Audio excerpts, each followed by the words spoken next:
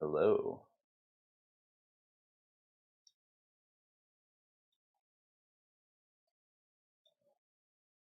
Yes. All right. That works. I got a new mic coming in, so I don't have to wear these headphones. Um,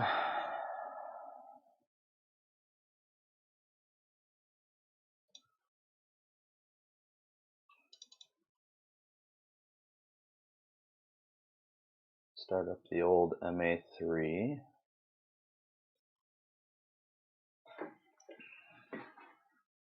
Apparently I have COVID, so I've gotta chill. Alright, so I'm gonna make a run page. That's my mission for today.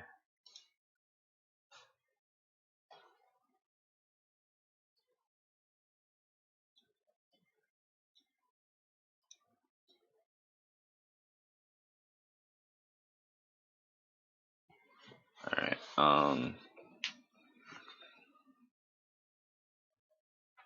probably gonna be coughing a lot.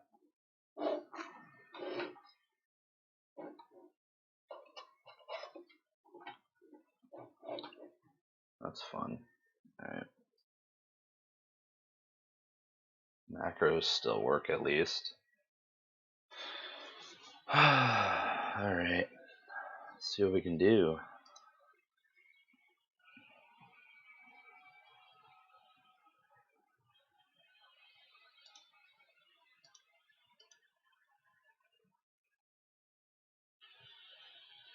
No, of course.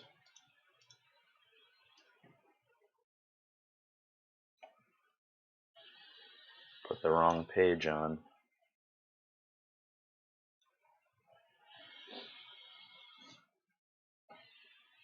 Okay.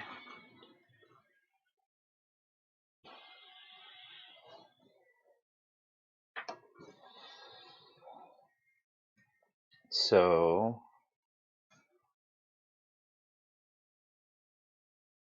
see, this is going to be a problem.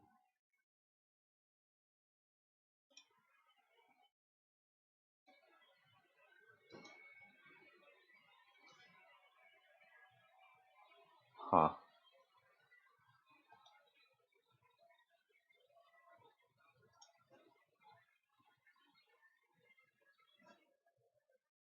So this is just going to cut off my screen, apparently. It's a little annoying.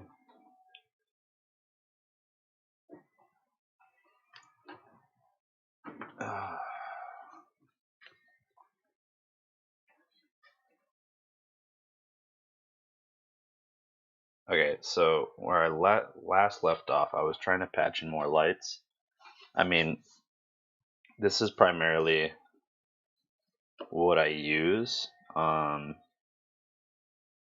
Let me actually, I'm gonna load the Tyler Truss. Let's load that. Hello, can I load that? Load. Yeah, let's save it. Alright, so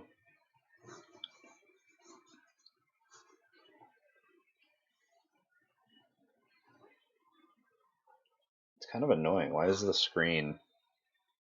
Oh, I see. Alright, cool. It's just that top bar sometimes doesn't want to hide, which is kind of annoying. It'll just stay open and then just cover up what I need of the screen. I just got to figure out a better way of dealing with that.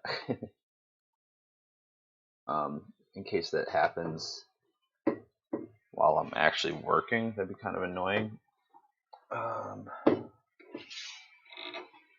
Just trying to set this board in a better place.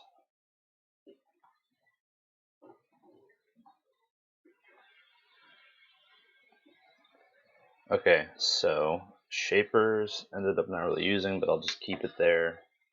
We did make Viper Performance Auras Profile Quantums. Blinders, unnecessary. So what we really have left to do is to start making faders and a run page, which is going to have effects laid out.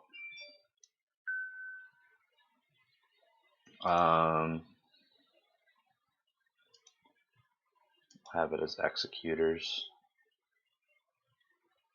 Actually, I kind of like it being faders. Let's see.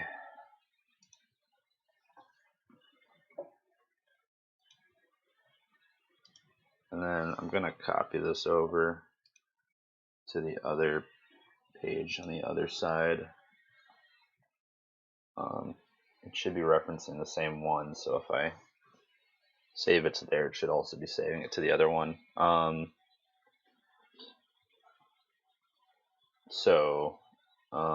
We want some effects. So in the meantime, we can bring up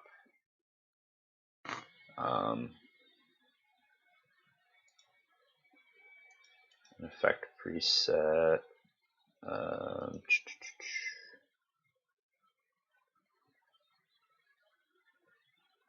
Where is it?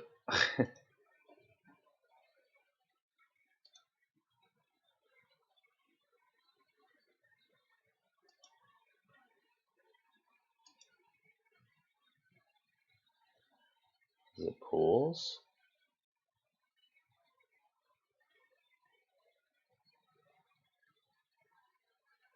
Oh, is it because it's no longer effect pools that they use? You just save them to presets. So really, you would just have like an all pool.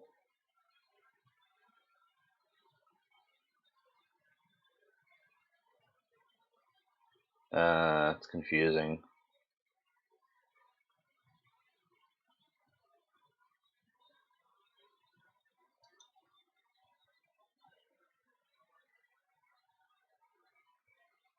Well, we have a phaser editor I kind of want to check out. And I guess we'll throw in an all. Let's do like all 2.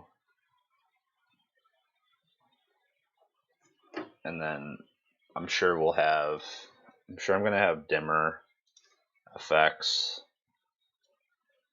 which I'll just scroll down a bit. Oops.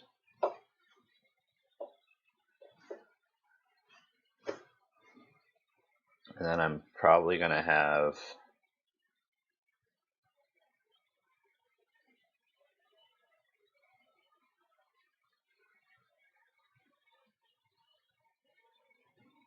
position effects.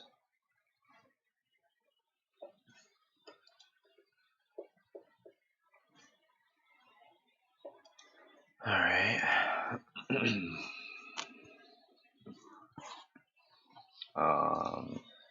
What else is there? Oops.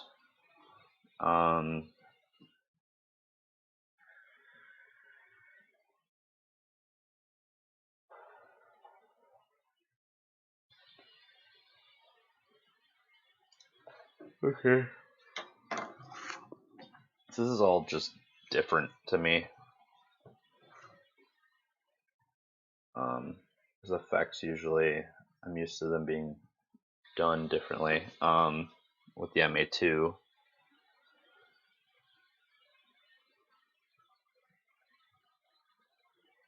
I'm not familiar with these buttons up here just yet. And unfortunately, even if you hover, it doesn't really seem to show.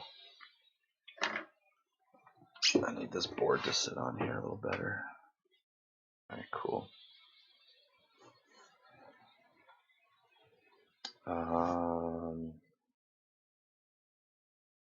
So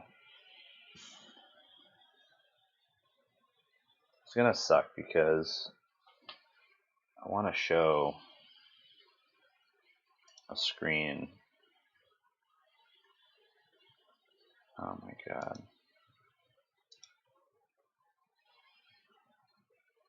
Does my hotkey not work for this?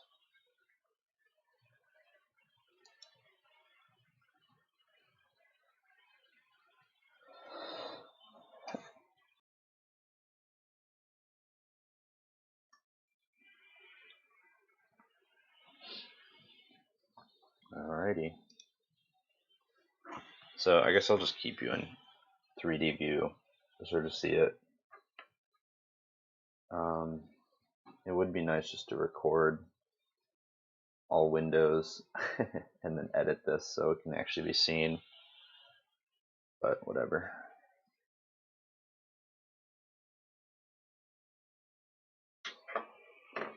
Let's see.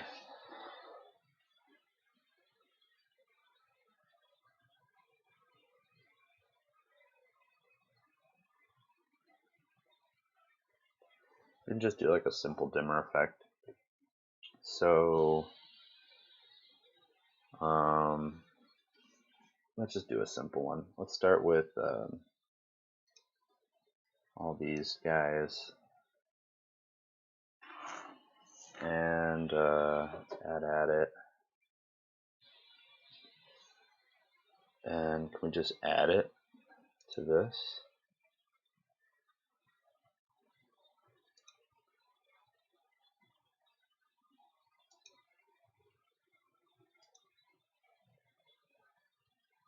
Relative, absolute,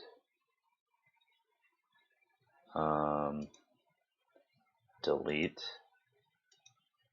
move, select.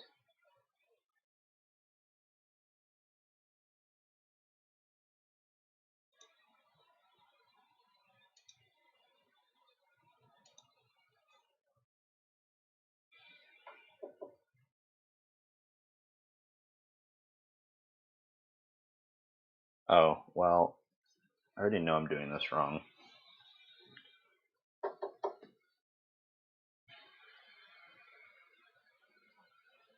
Can we not be in that window? Is that cool? Alright, so if we select all these and then go to dimmer, you can make a step 1. So our step 1 could be just a 0 dim. Then we make a step 2 where it's open and it'll start dimming. At that point, then we can say it's absolute or it's relative. We're going to make it absolute for now. Absolute obviously being 0 and 100, no matter what level the lights are at. This effect will take an LTP. A lattice takes precedence over whatever level you have it on, and it will be 0 to 100, because that's what I have it set. If I had it set to 50 and 100, it will always be 50 and 100, no matter where the dimmer for those lights are set before the effect starts. In a relative, it's going to take wherever that place is. So let's say I have these lights up at 75%. Well, relative will mean it'll take like a percentage. So I have my effect set to, let's say 25 to 50. It'll move down 25 and up to 50 based off where it is. And if I'm at 75, that means the effect won't show. So if I bring it down to 25, then it'll start going up to 50 and back down to 25. If I have it all the way down to 0, I believe it'll go 0 to 50. And then if I go up to 75, I guess it'll dip down to 25, but then up to 75. So it's based relative where you have it set. Acts more like a highest takes precedence. Except I believe it can also dip. So it's still sort of LTP. It's a weird thing. I could be wrong on that. We could try it out.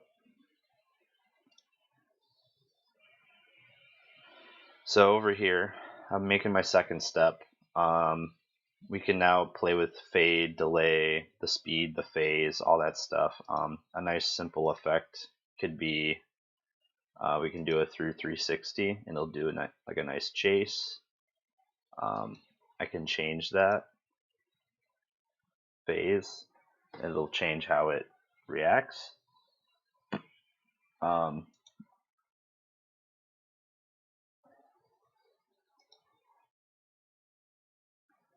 Honestly, a through 360, it's grid position.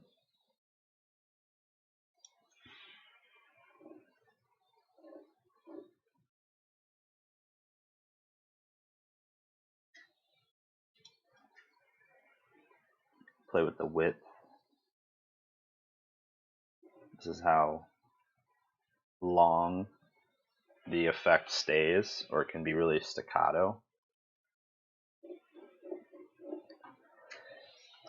Let's see, I'm gonna have some transition play. You can see it's also long because of the width, but the transition to each light is more staccato.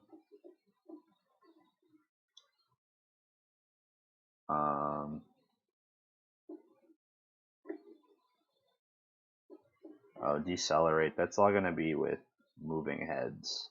So I'm going to turn that off. Along with transition and width. Here we can set the default speed.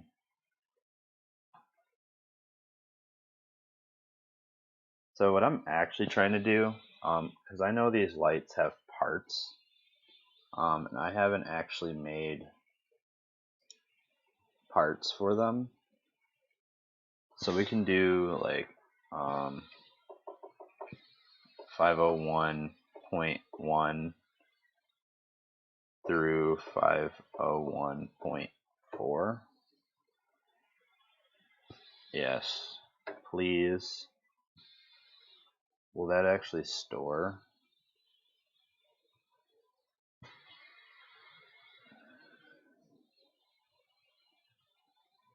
Oh wait, let's say assign.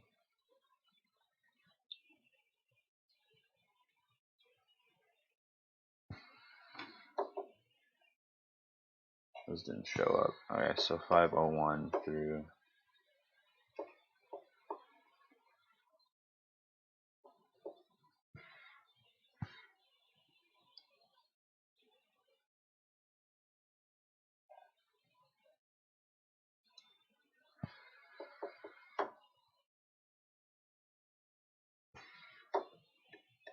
It's not, right?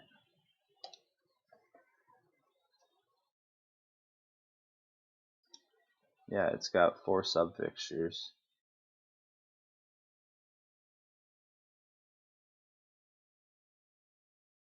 So they should be points. Am I wrong?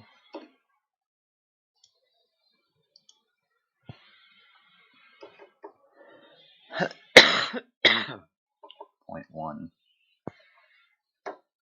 Please. Yep, it'll be one single part. Okay, so if I do that at full, which does clearly all of them, will it let me do, let's do 0, and then full. Will that let me phase?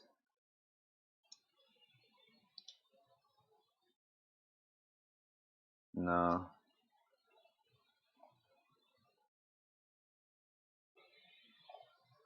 And let me phase all 4 of those.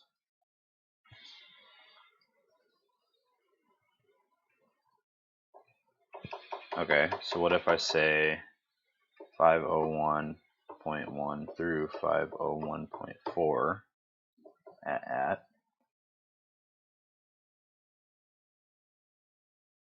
legal object.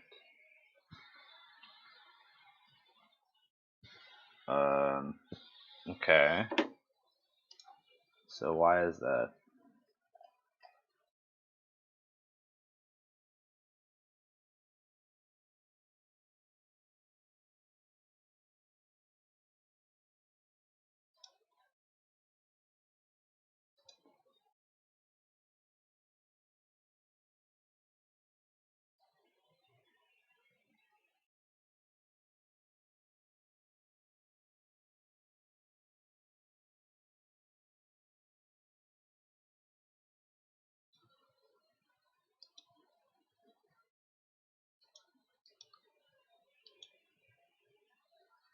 Are subfixtures called up a different way?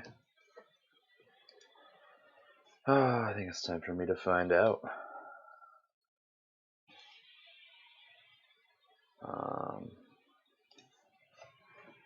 MA3 subfixture.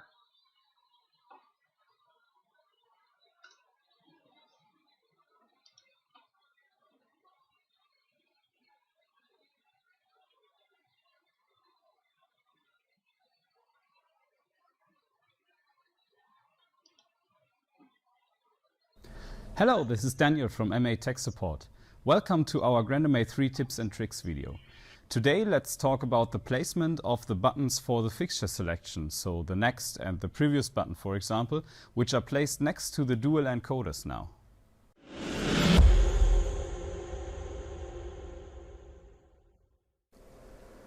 We've got the question a few times now why the buttons which has to do with the fixture selection, especially previous, next or the set buttons, are not placed in the bottom right corner where we are used to this from GrandMA 2.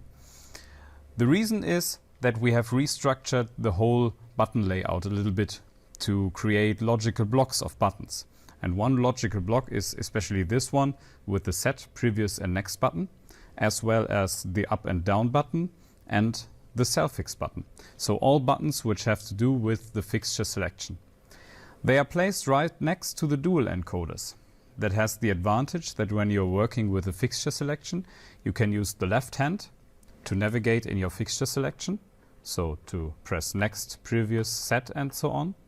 And the right hand you can use to adjust your values via the dual encoders. So this gives you the possibility to especially work very fast when you're adjusting or creating presets like positions or colors. The up and down buttons have a new function in GrandMA 3 software. The structure of fixture selection is a real tree structure in our whole fixture sheet.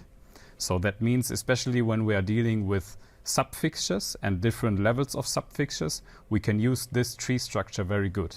So we can use the up and down key to navigate in the different levels of subfixtures. That makes the selection of subfixtures and the different levels of subfixtures very fast and easy.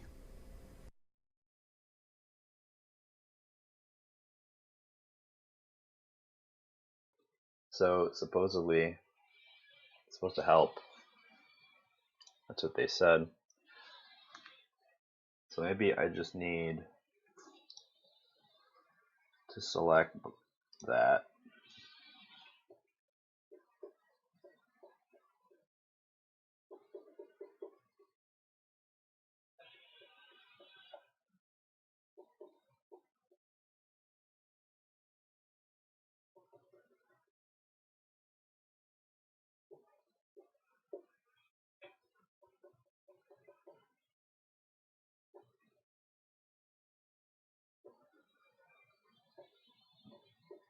Huh.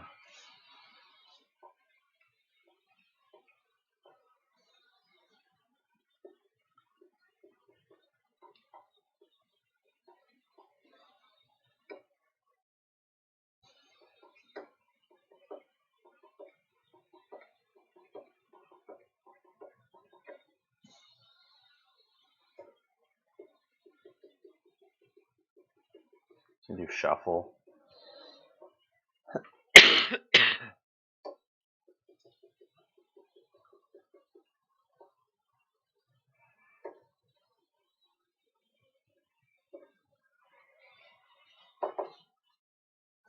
All right.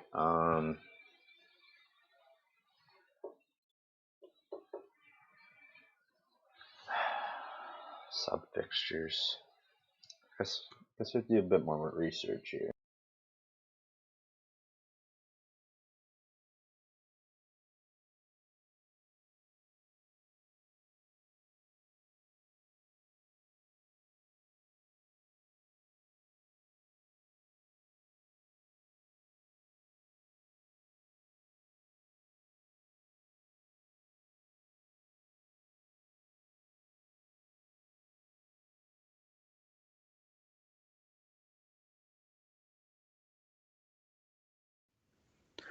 Hello everybody and welcome to a new MA Tips video.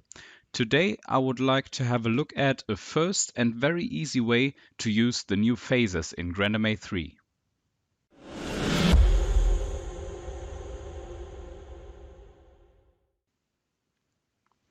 Therefore we only have to import some predefined phases. In the demo show file, which you can find in the demo show file folder in the backup menu, you can find already some predefined imported phases. When you have a new show or your own show, you can import them very easy. Let's have a look at this macro pool over here. We can just go to a new field, so to an empty macro field, and use the swipeys to edit this. And you can see that we can insert a new macro line over here. Then we can import a macro which will take care of importing our predefined phases. When we press import, we just have to search for the import predefined phaser macro. You can find it over here. We select this and it's automatically imported, and we can close this edit macro pop-up. You can find that we imported now this macro we need, and we just have to run this macro now. So tap on this macro, and you can find in the all preset pool number 1 that we imported some predefined phases. You can find some dimmer phases here and some color phases. Later on in the next versions, we will also have some more like movements and so on, but we started with dimmer and color phases. Let's have a look how we can use them now. I just turn off my sequence. You know the command off sequence through. There you can set off all sequences. You can also press the off key twice and you will get the off menu where you can decide what you want to switch off or if you want to switch everything off. So this just as a short information. And now we can select some fixtures like our spots and use those all presets for them. So we can create the dimmer sinus. You can see that the dimmer sinus is running. Let's have a look at the chase, which just turns on and off the dimmer. And then we can adjust this phaser. So let's take the dimmer sinus maybe again, and we go to our phase layer to adjust the phase value over here, or we can also work directly in the phaser editor. Here we have the phase tool on the left side, and we can just select, scroll a little bit to the right, we can just select the 360 degrees, for example, and we have a running dimmer sinus with 360 degrees of phase. Now we can just store this as a dimmer preset, as an all preset again, whatever we want. So we store this and we can run this again for our spots. So this is quite easy. Let's also have a look how we can use those color phasers. It's exactly the same. So if we want to have this red-white color phaser, for example, you can see we select this preset and it is running.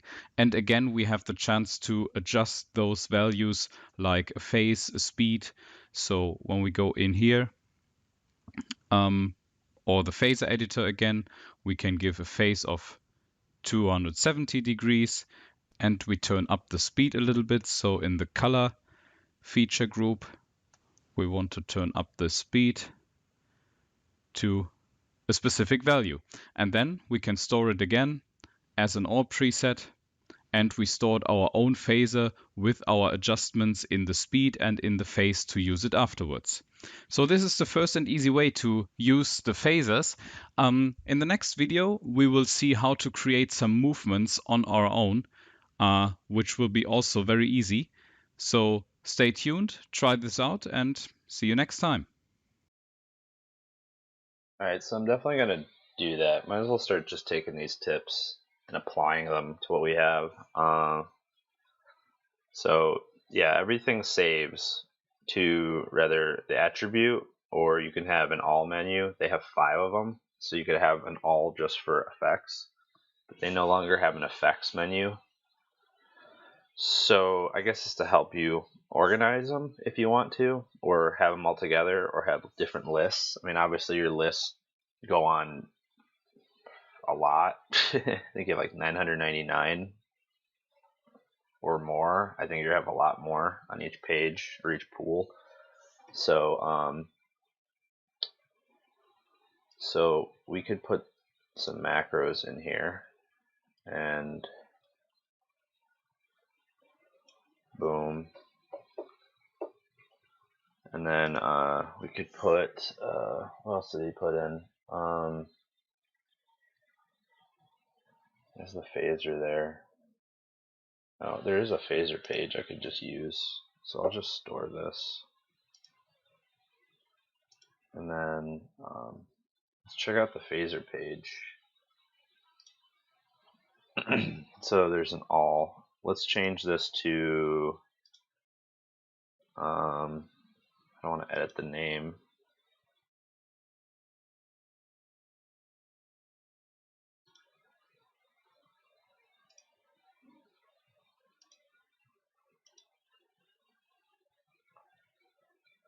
I guess we'll just delete it. Let's switch it to all 1 or all 2. Alright, and then store that to phaser. We got groups, that's fine. There's a step bar, that's gonna be really useful. And then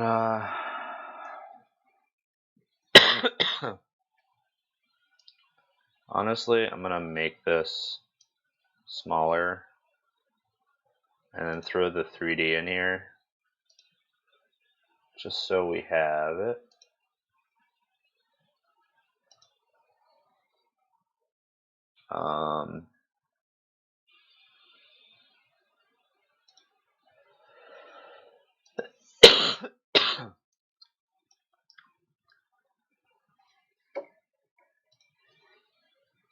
Alright. And then macros. And then we'll import. And then what does it create?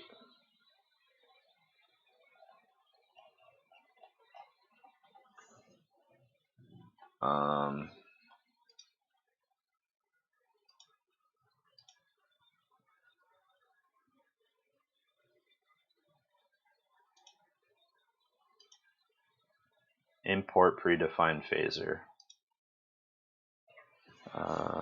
Import predefined phaser. We'll do that one, and we'll port it.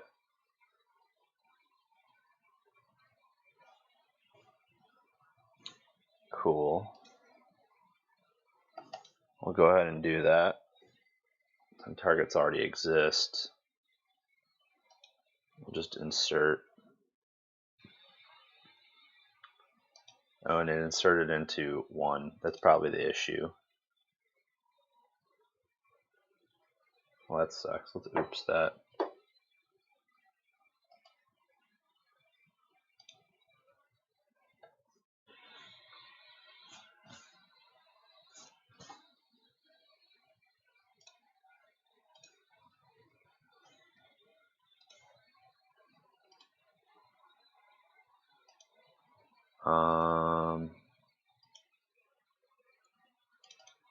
let's insert this into 22.1.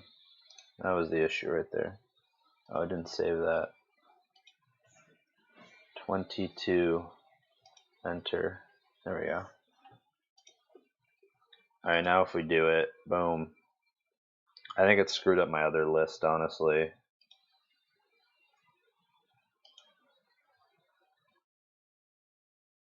No, it didn't. Alright,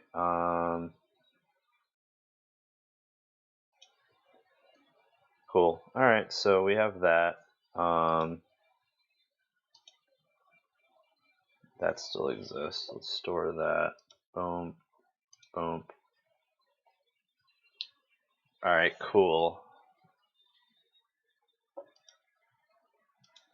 So now if we select like Vipers and do like a dim, cool, now we can actually play around with it. Okay, so we have something to start with. Now I want to watch this other video. It's by Fiat.d. This is like MA's training thing. Or no, this is a private entity, isn't it? Welcome to feeds.de, the most comprehensive online learning system for the GrandMA 3. There you go. Check them out if you want to learn more about this stuff. Today, I like to check out about phasers. Biophasers. He's dead, Jim.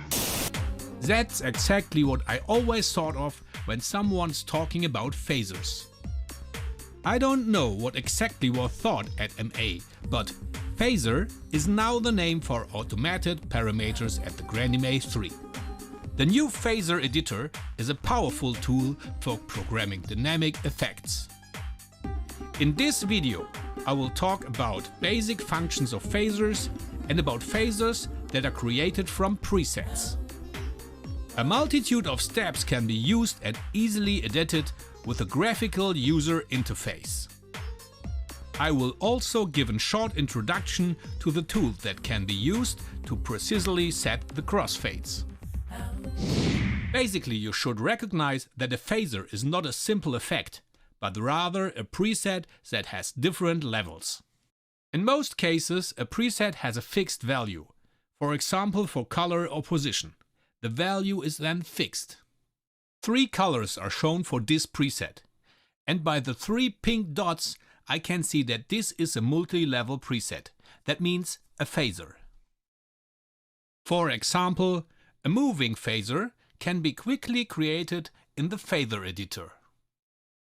I choose my lamp type and can choose between an absolute or a relative phaser. I choose the absolute value, which also saves the starting position. This cross symbolizes the pan and the tilt axis for a moving light. With one click, I place the first point in the middle. If I now create a second point, I can set the end position of my phaser. I have all sorts of setting options down here.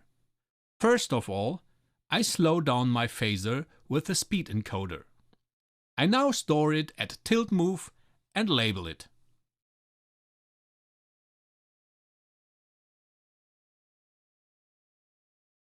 When I click on this wave symbol, a phase bar with all selections of phases appears directly on the right.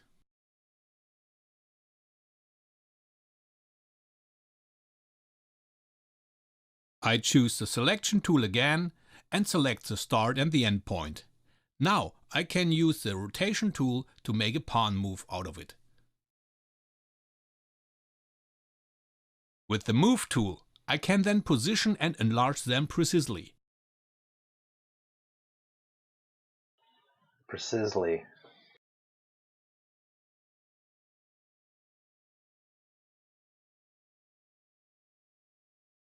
With the handle tool on the left side, I can edit the curve. With this tool, I can edit the curve and create a circle out of the 2 points. It works similarly to the tools of a modern drawing program.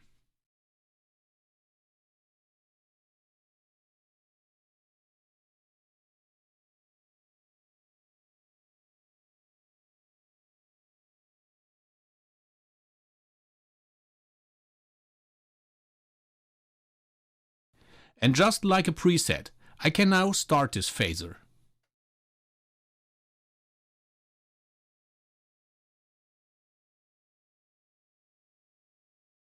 The transition is very jerky, but since it is a preset, I can directly enter a fade time.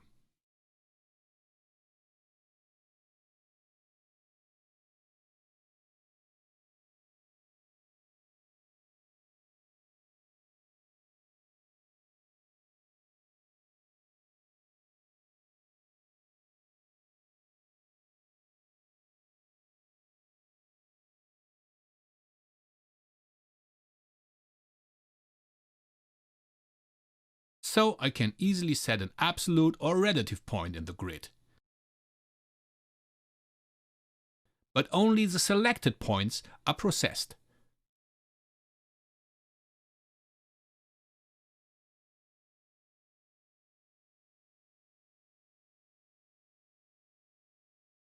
In this software version, I only can create position phasers by using the grid.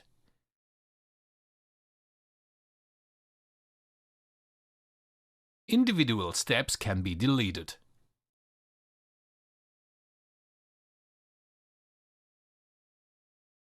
I create a simple dimmer phaser by setting my starting value, in this case 0%. If I save that now, I would have a preset with 0%. But I like to have a second step on this preset, and for that there is a step controller right below. I add a second step and can now enter the needed value directly. I can also enter a phase value now. I don't like the phase, so I'm just going to phase down here and set my value directly.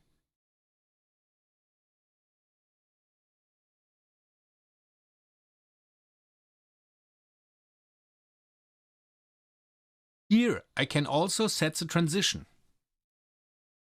I can see that the entry transition 0 was only addressed for the second step. I make some space on the desktop and bring the step bar. Here I can select those steps that I like to work on. Another important function is to create a phaser from presets. The individual steps should therefore be carried out from the values of the presets. For this I choose my lamps and my color preset red. I create a second step with a step controller. To insert a second color preset, I have to press the Integrate button. This appears when I hold down the MA button on the Add button. I press Integrate and can now choose my green preset as a second step.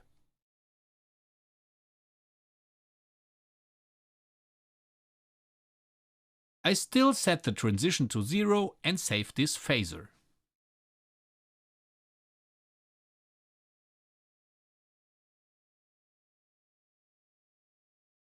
I call the phaser and save it into an executor.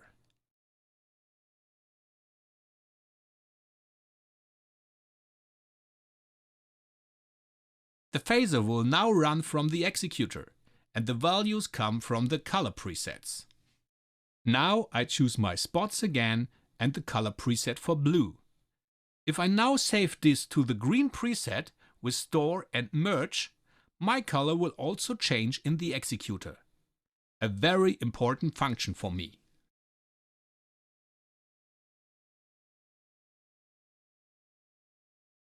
I choose my steps again and then the phaser with the color change. To add another step, I have to select the third step by using the step control and can then add another color with Integrate.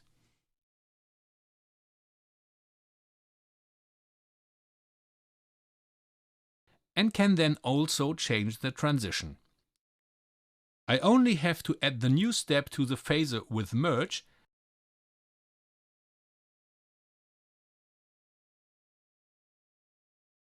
and this step is also carried out from the running queue. The stomp function should be also mentioned. I choose my moving lights and find the stomp function by holding the MA key. So I press stomp, and then on the attribute I like to stomp the phaser.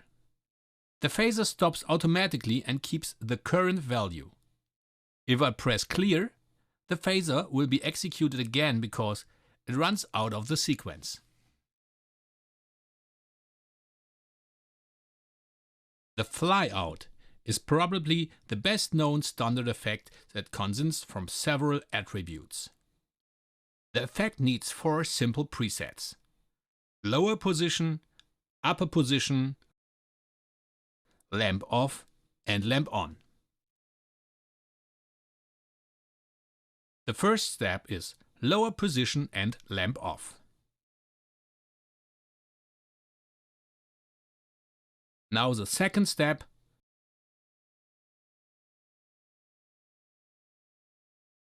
top position and lamp on.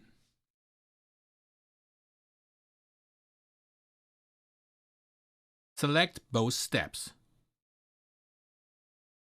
Since I now have 2 attributes in my phaser, but only want to set the dimmer, I now choose the filter for dimmer phaser and set the transition to 0. I also can switch on and off the attributes I like to work on these checkboxes.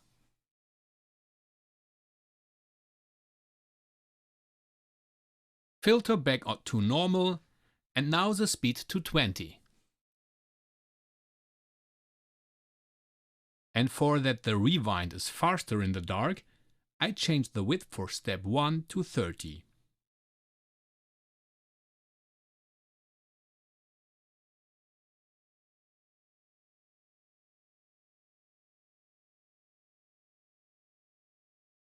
Now I change the selection order with M8 and the phase to 360 degrees. I give a gobo and the flyout is ready. If you like to know more about phasers or any other topics for the GrannyMaze 3, please contact me over my homepage feeds.de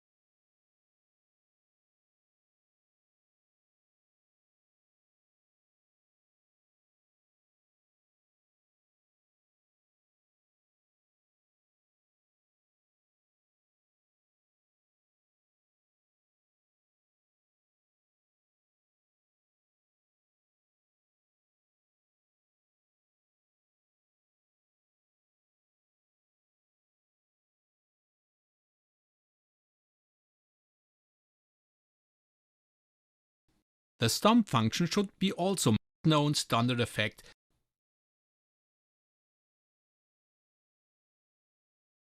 Select both steps. Since I now have two attributes in my phaser, but only want to set the dimmer, I now choose the filter for dimmer phaser and set the transition to 0. I also can switch on and off the attributes I like to work on these checkboxes.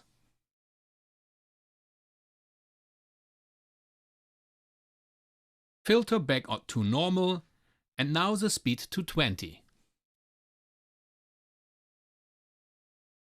And for that the rewind is faster in the dark, I change the width for step 1 to 30.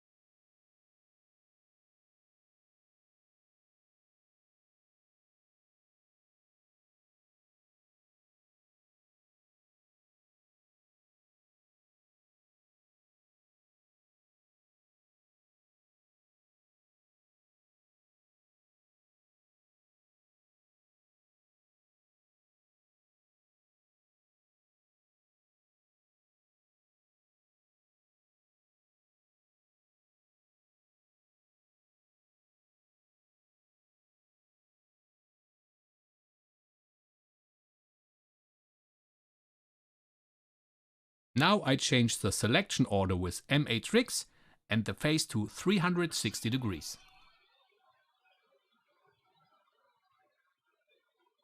I give a gobo and the flyout is ready. Okay, so I have something that works here.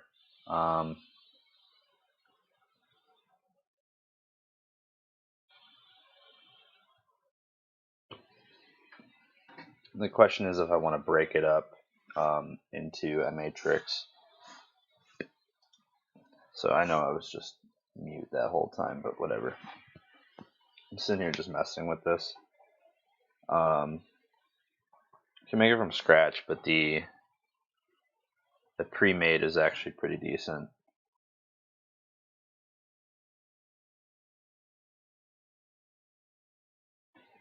And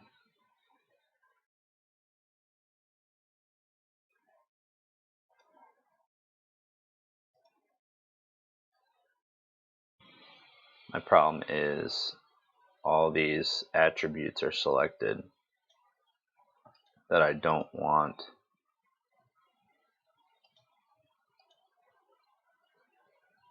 But whatever. So what I could do now is get this broken up into group 3. Actually, I think group of 2 would be better. And then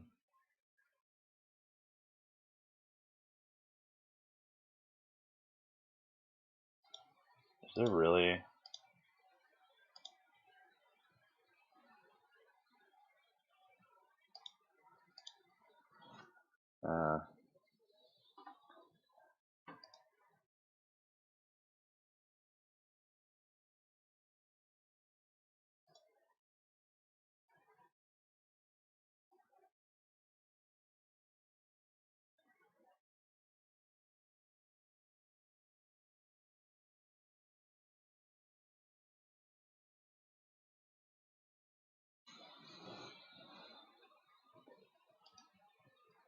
so there's 3 steps. That's interesting. The third is just a reset.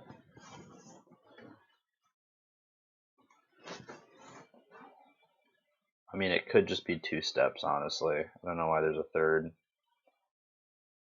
So anyways, now it's just a matter of setting this all to phase, which I know I keep saying and I'm not doing it. Which I believe it's that.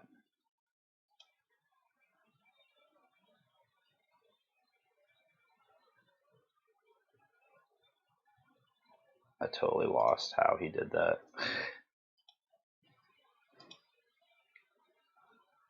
Filter back to normal and now the speed to 20. And for that the rewind is faster in the dark, I change the width for step 1 to 30.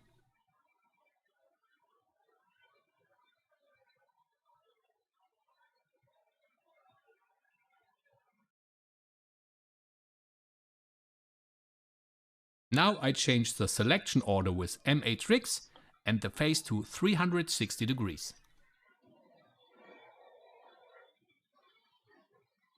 I give a gobo and the flyout is ready. If you like to know more about phasers,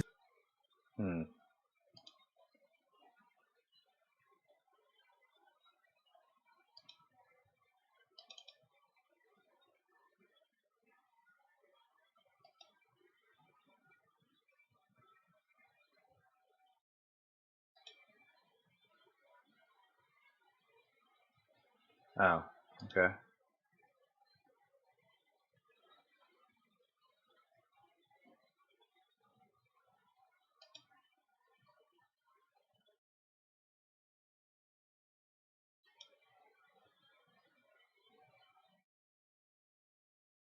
This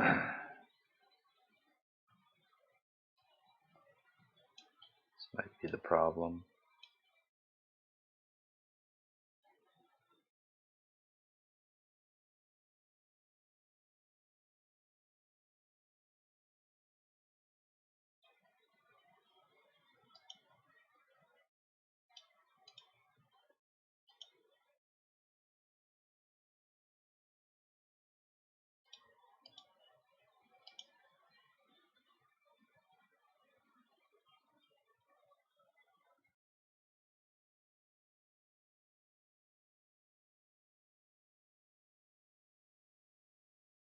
Huh.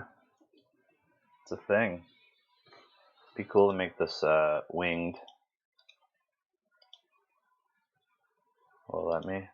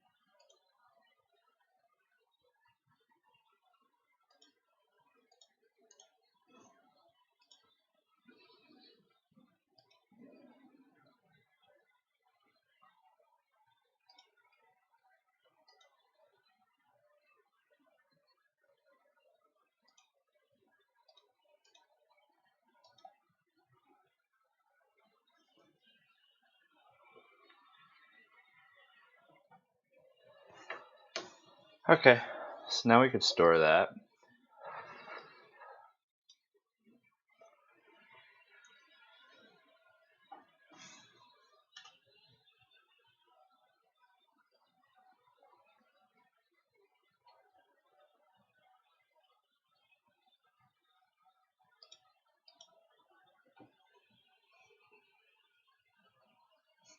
Let's stomp this.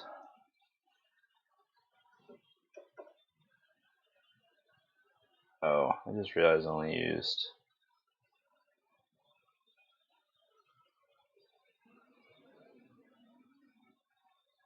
I'll fix it. Alright, so that's why they were flying out the other way. That makes sense. So let's invert this. Let's actually reset that.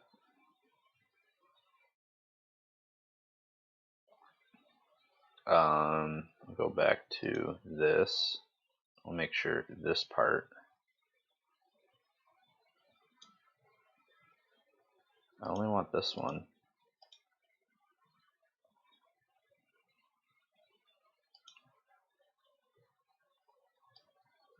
Why does it take the whole thing? Stomp.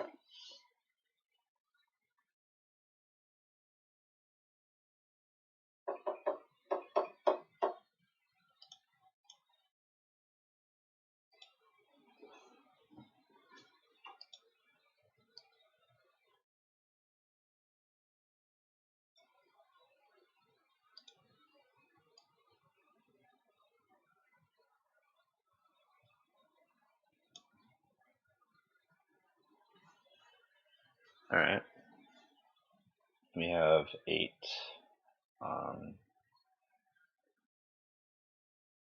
14 total. So let's make this do a thing. All we need to do, let's do, jeez.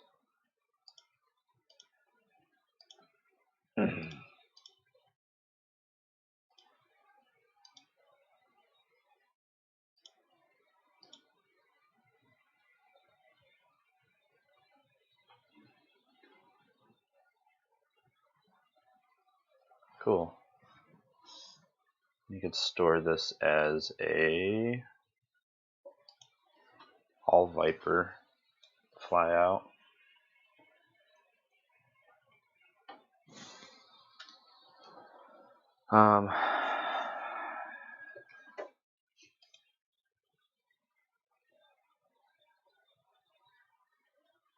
Why?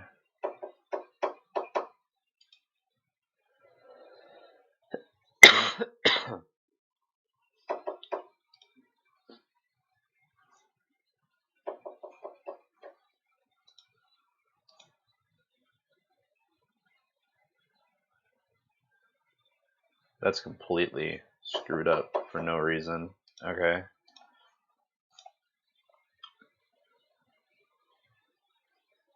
It's probably because I screwed up the speed somehow, which is fine. I'd rather rewrite that one. Something happened with that, with the correct Vipers this time also, not the downstage. Okay, so let's do that. Let's switch that the correct way.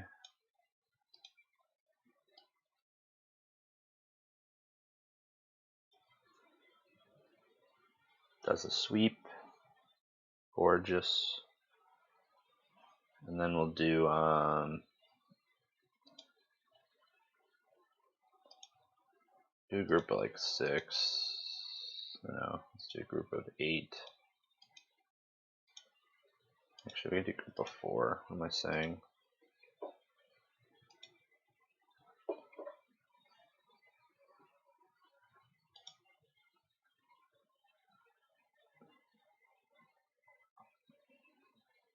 It's a group of 8.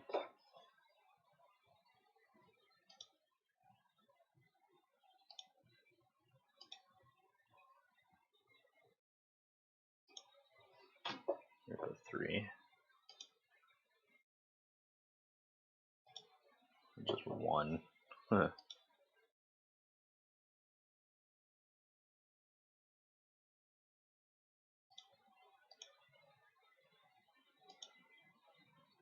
Oh, with the 1, doesn't like that. With the 4, let's do group. No, let's do group 3. Can I say?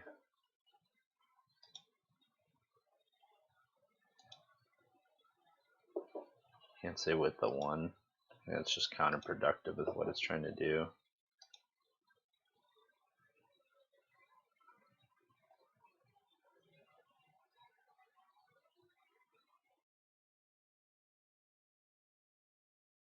I just want it to break up a bit better.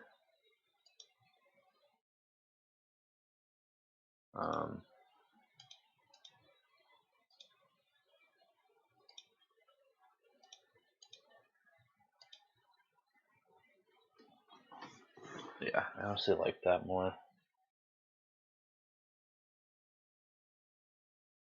I mean, it's a cool effect. It's probably better if it's breaking up, but whatever. Alright, we'll store that. We'll call it upstage Viper flyout. Cool.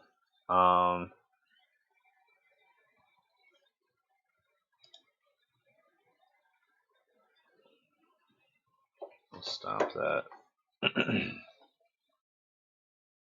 So in theory, that should work. Yep. And we can do all flyout, which is nice because it's a little bit different. So if we just want to do those Vipers like that, we can do that. But then we can also switch it to a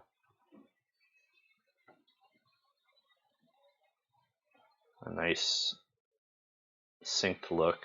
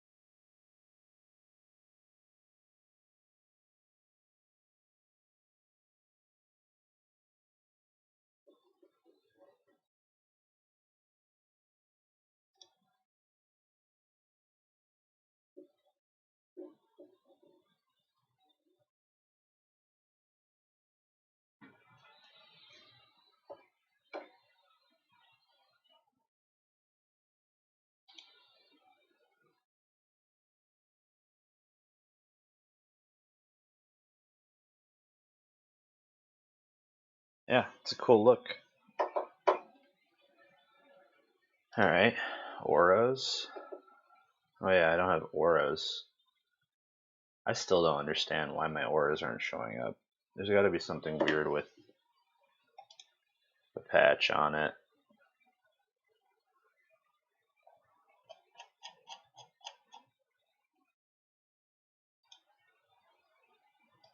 Do I have to say a 301.1? Let's try it. 301.1 at.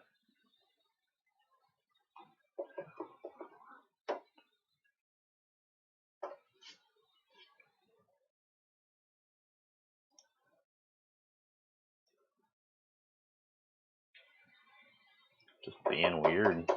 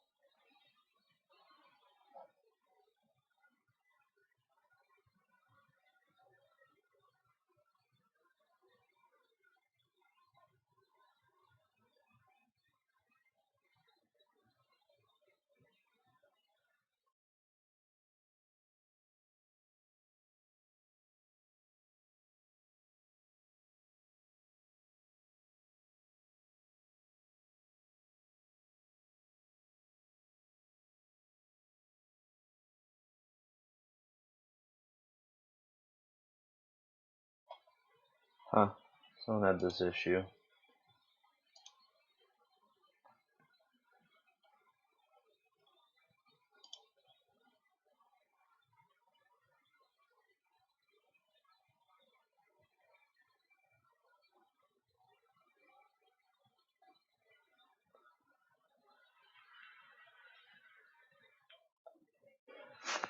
So it's an MA3 issue.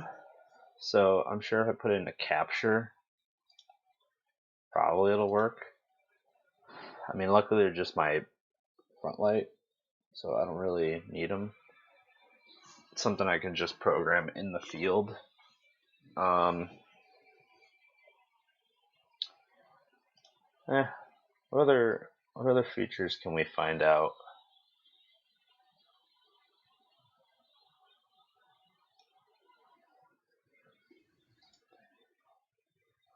Let's look up MA3 phaser.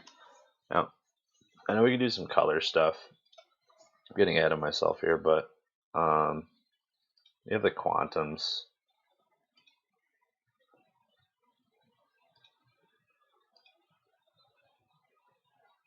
Do I have a down for this? I do have a down. Alright.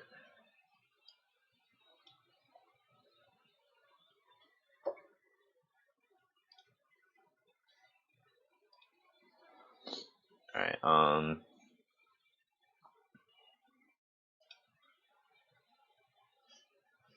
highlight. Alright, so this is cool. This is sweet. We can do blue white.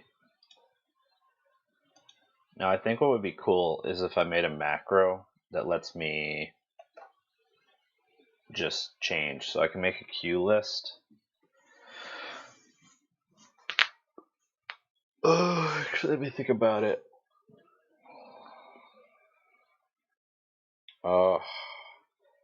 Well, it'd have to be a macro string. Each macro would be make this color.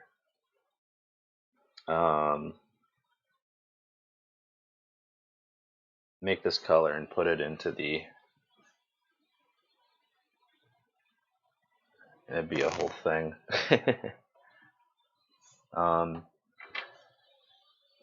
But the macro would just simply be what he said, MA integrate, right? So integrate that.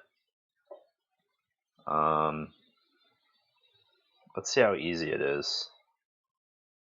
So I have the programmer open up my other window.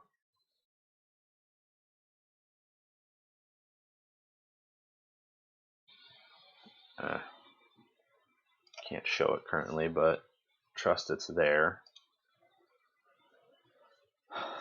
So if I hit red, oh, if I hit quantums, I hit red.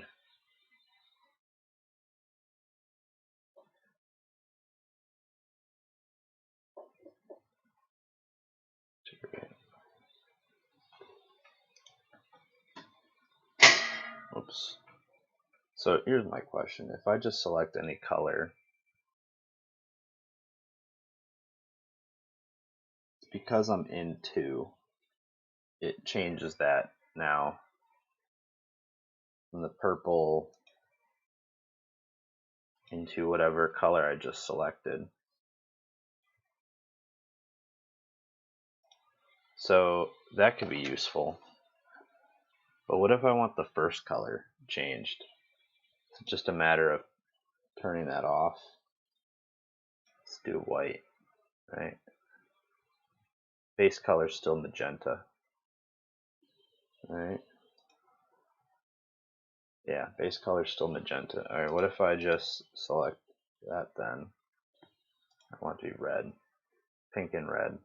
No, it's still magenta. All right, so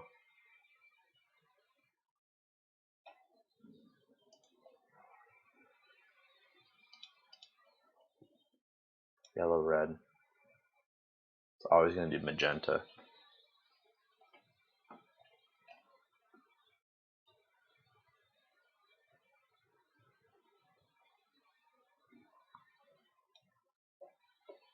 If I said integrate,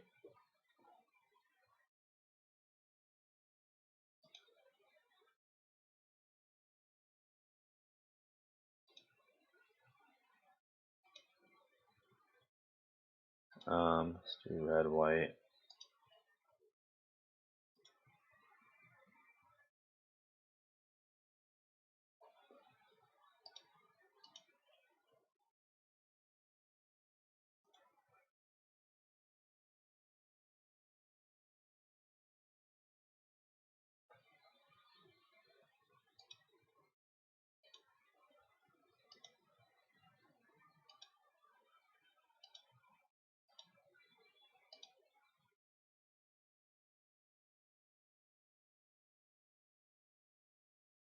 Well, that seems sort of weird because I have what I want selected, which is step 1. And in theory, I should just be able to change that. But the problem is, it keeps going to default, keeping red.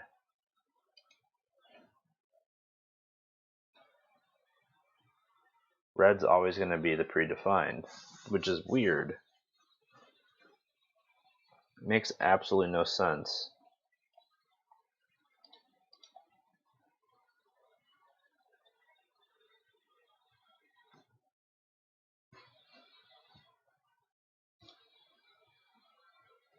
So these would be my base colors then. The first. Don't make any sense.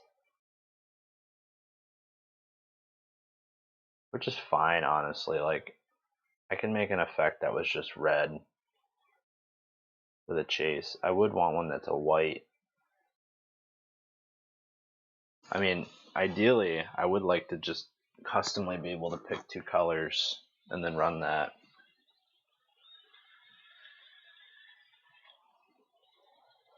All right, let's stomp that.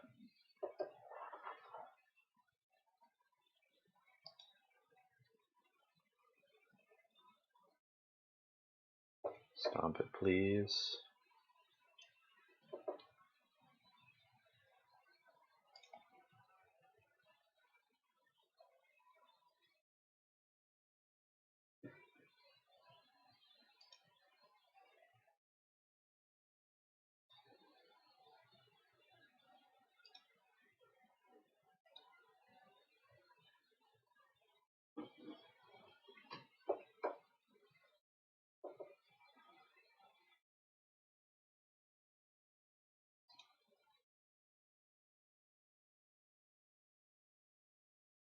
What's this doing to the iris?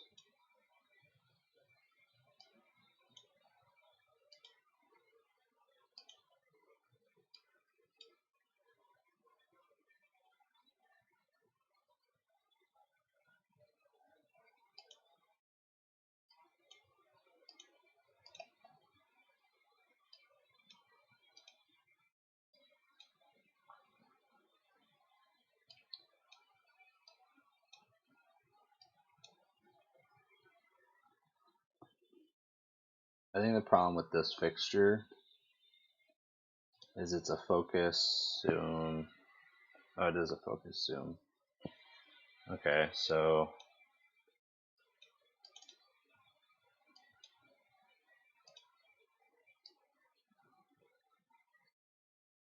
why? I don't want that.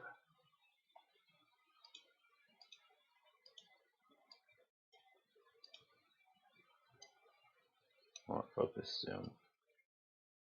Why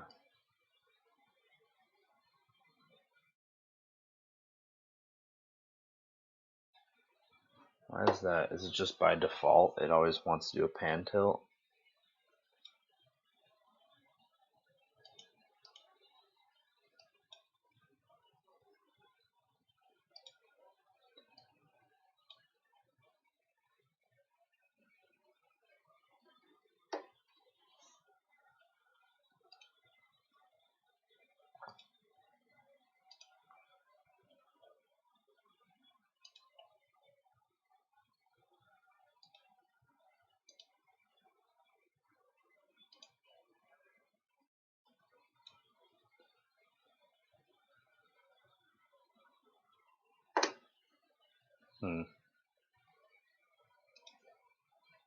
So that filter is only going to apply to this thing.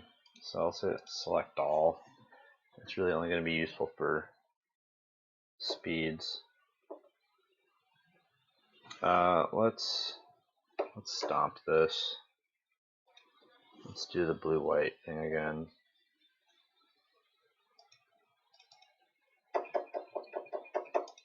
Quantum's blue iris. Put this down.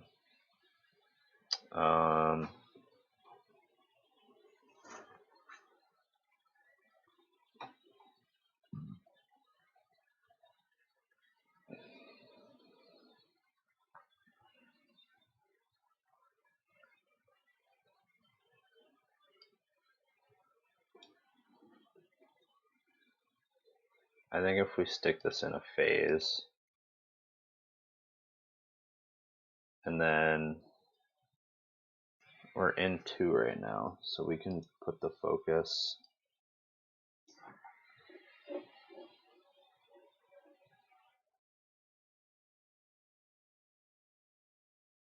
Oh, actually we should reset that. Reset it. We're in 2.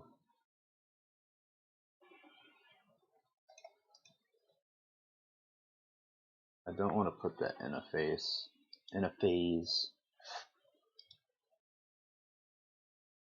Oh, I am in phase, that's why.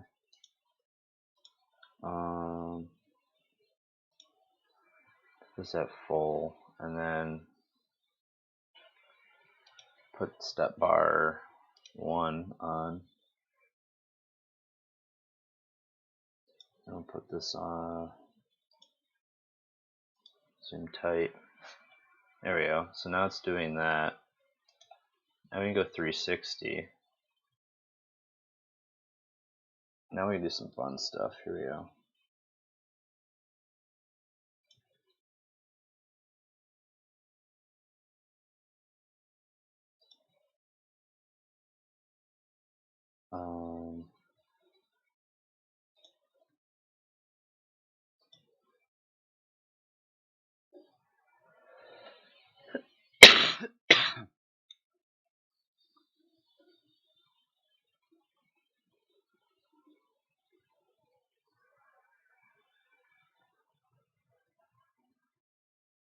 Yeah, so this is applying to everything right now. Like if I go over to color, they all change 20%.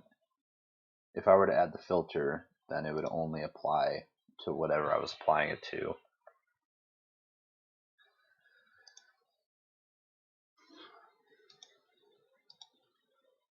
So right now I have it set that filter. If I said single and started changing this, those stay.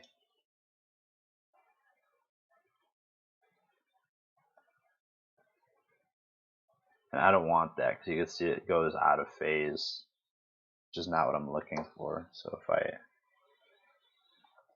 it looks cool though. So I'll do at filter.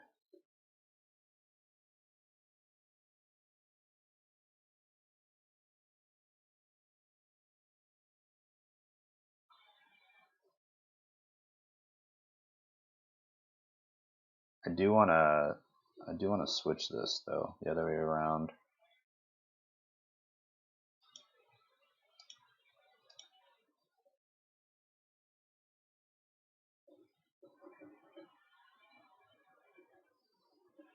So it just swells. Yeah, that's a cool effect. That's really sweet.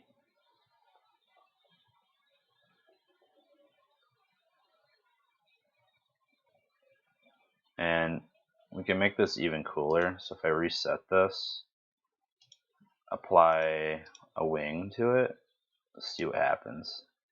Now it starts pulsing inward. This could also be inverted. So you could do like -2 if you wanted to. I can reset that and also do that. Oh wait, no, I gotta reset -2. Oh, it's not gonna.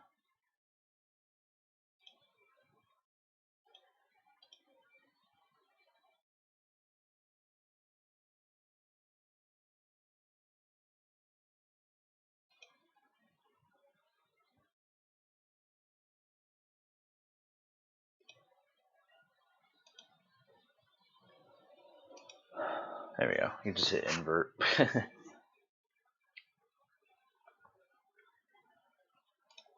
Do 3.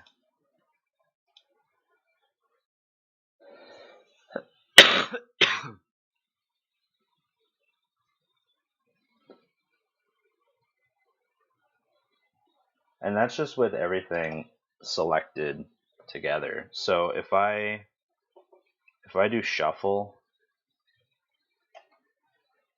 please, with the quantums,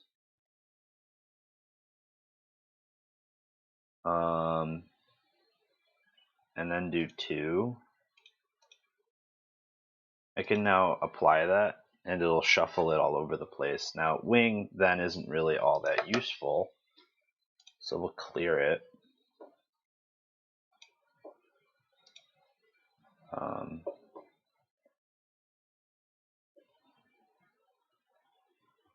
Shuffle's also a button up here too, which is nice. Now if I just say like group, I'll do 2s. Oops.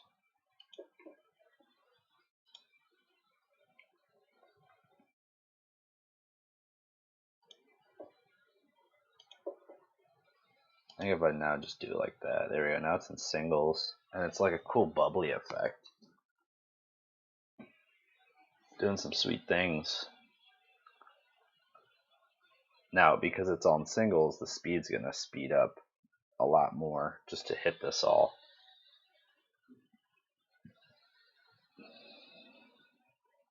So I'd probably go over here, change the speed. We'll just knock this down.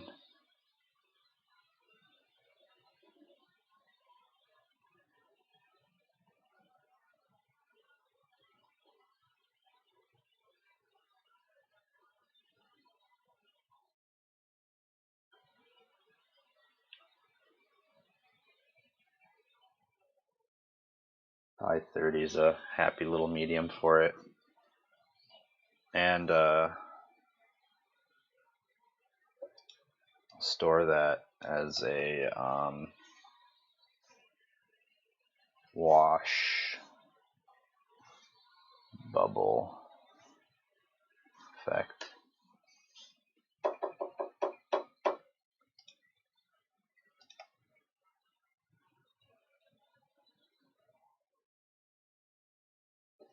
I think the dimmer got saved in. We could remove that as well as the positions I have.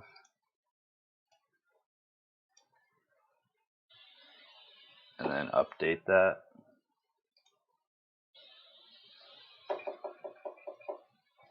Now if I do quantums, wash, and then we'll add it, you'll see now it's just a dimming, or it's just a color / zoom effect.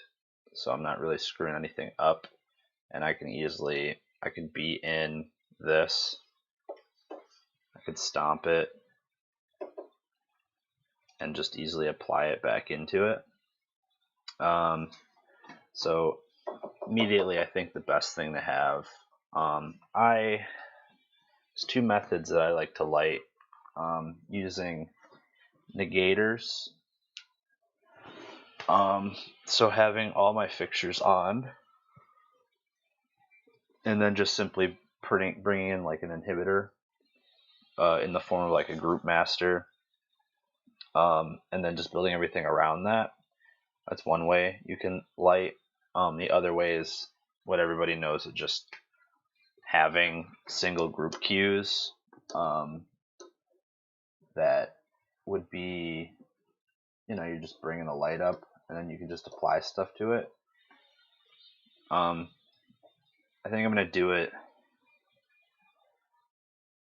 just negating. So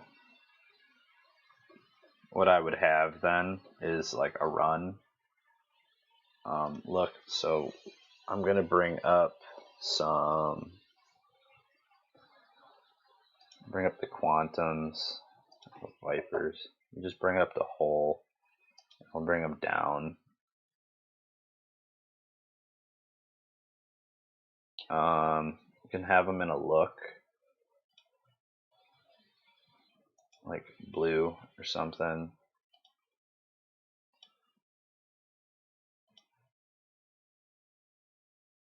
And then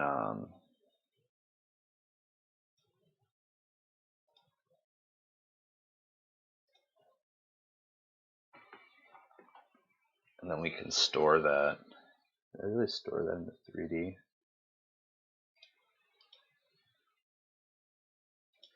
Oh, I'm an idiot. Okay, whatever. I did a dumb. Careful where you save things. But whatever. I mean, I'm eventually going to standardize the things I need. I'm really just messing around at this point. These are just kind of placeholders. As long as I have my program sequence sheet, because then I have these quick views right here.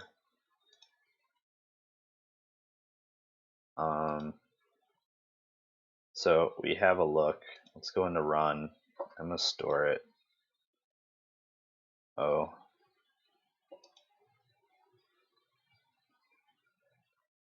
I'm going to delete this one. Oh, so these went to my X keys. Cool. That's fine.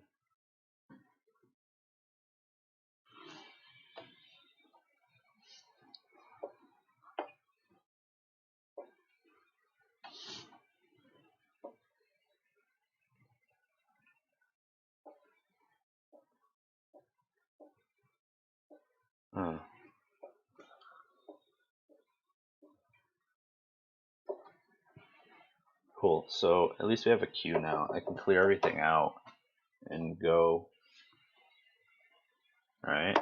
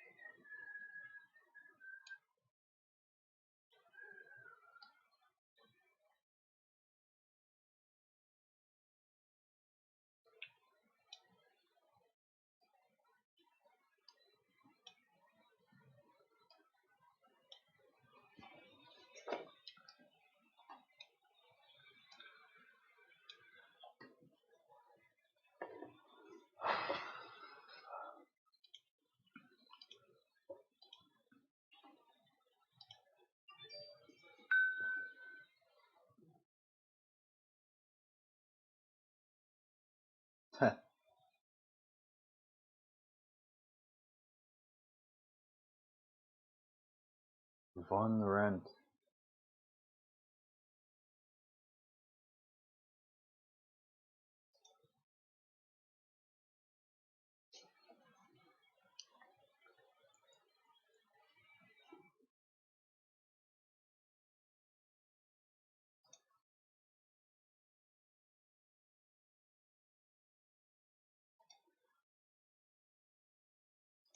What's up, you guys?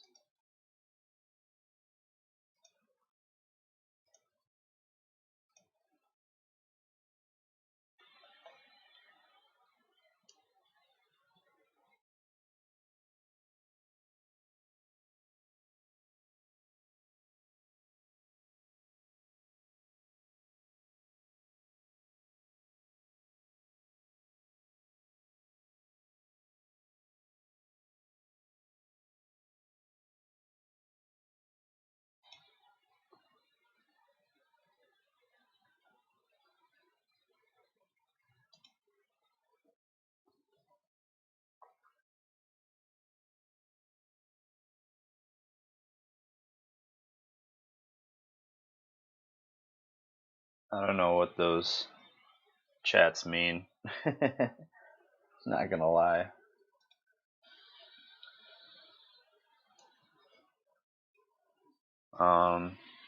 Just gonna check out something really quick.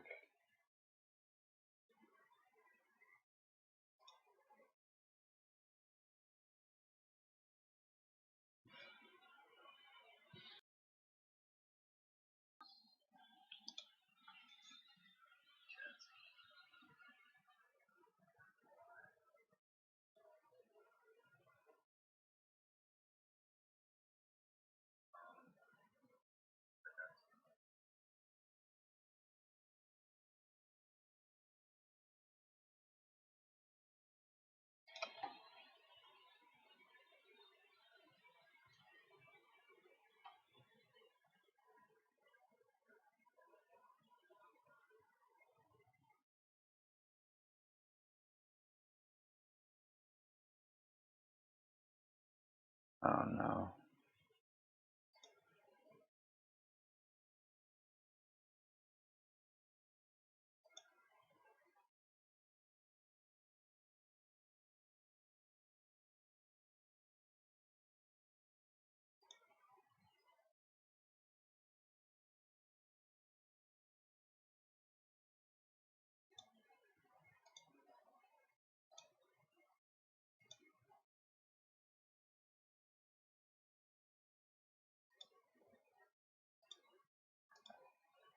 So there's spam links.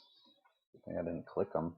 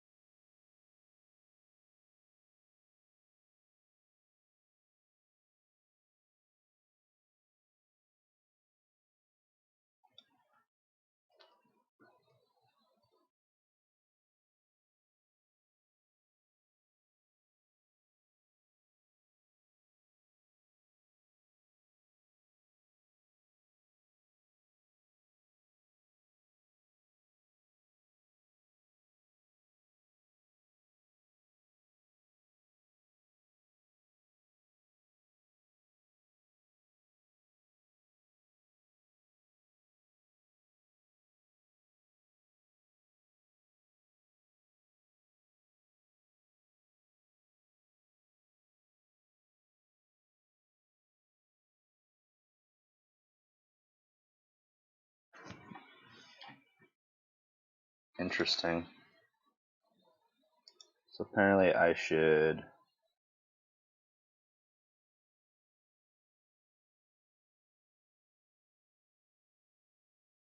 blacklist some stuff.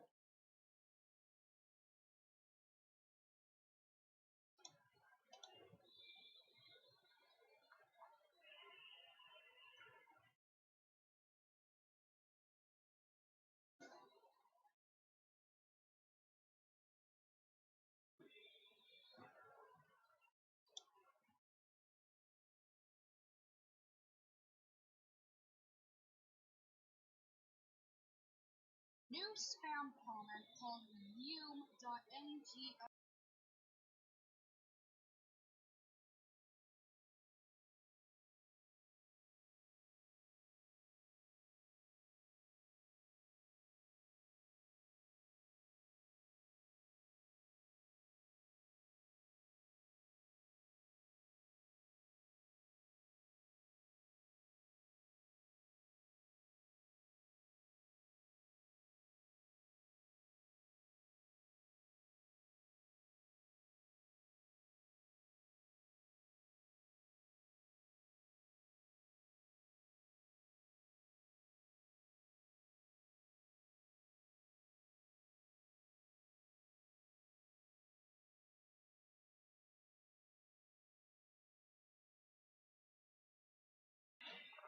So it's just a porn link.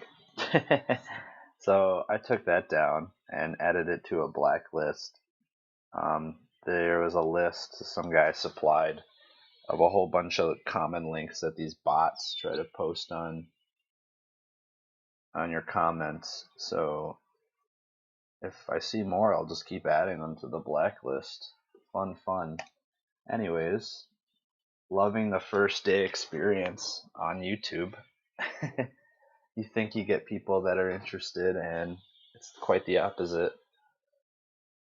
What are you gonna do? Anyways, back to this. So I was making a sequence.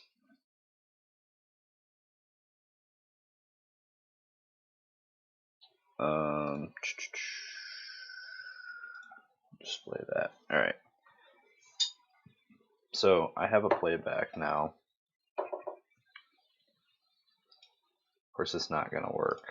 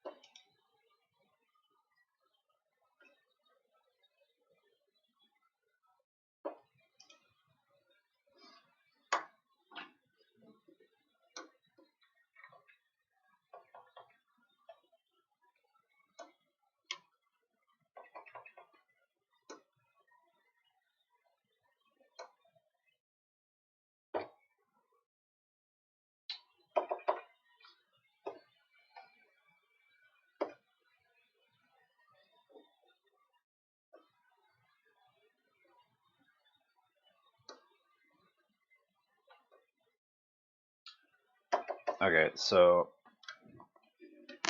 this is interesting. I realize I have two lists of buttons here.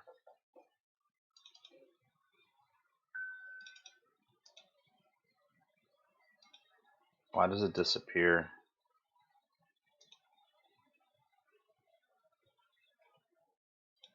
Okay, so that's weird.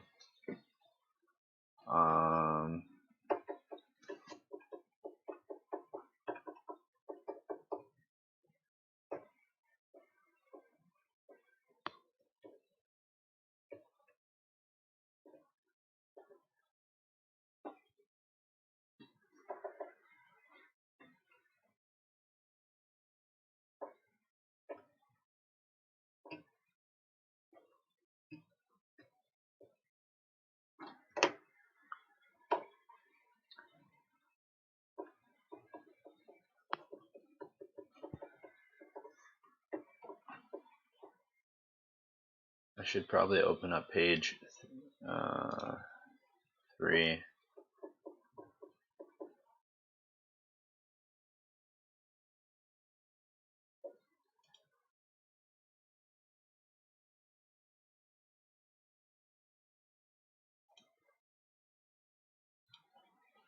Alright, never mind then.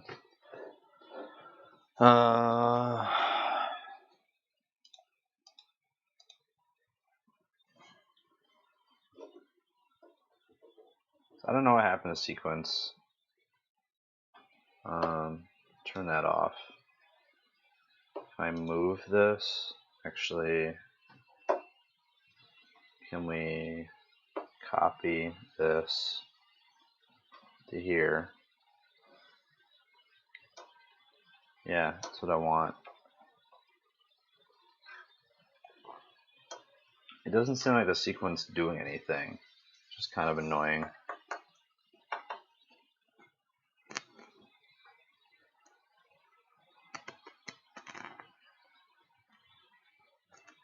Like at all, which is kind of dumb. Okay, so let's just do everything that I did before. We'll delete this sequence out of here. Pick up these two at it.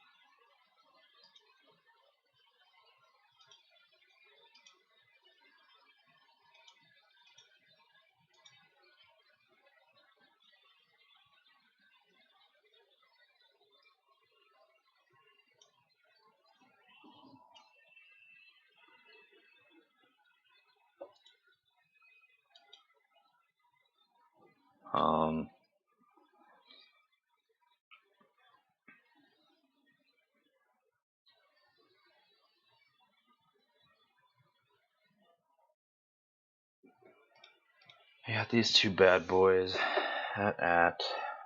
We've got them facing down. We have them in blue. Let's please store this into here.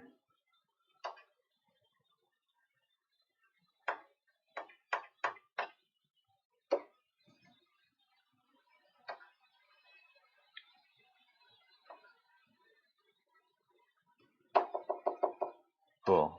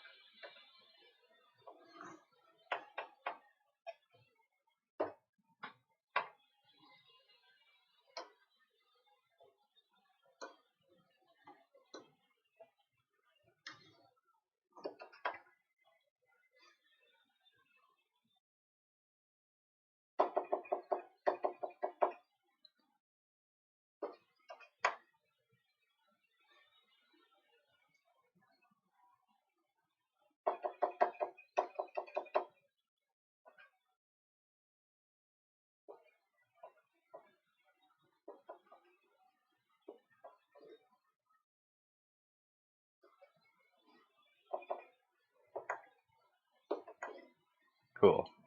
That's what I want. I want it on a freaking fader.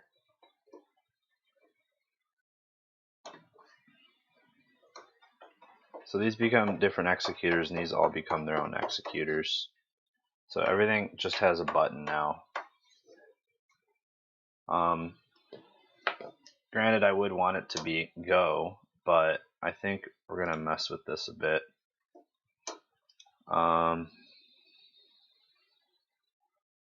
I want the button to be select fixture, and I want the master, whatever, we'll keep it as a master.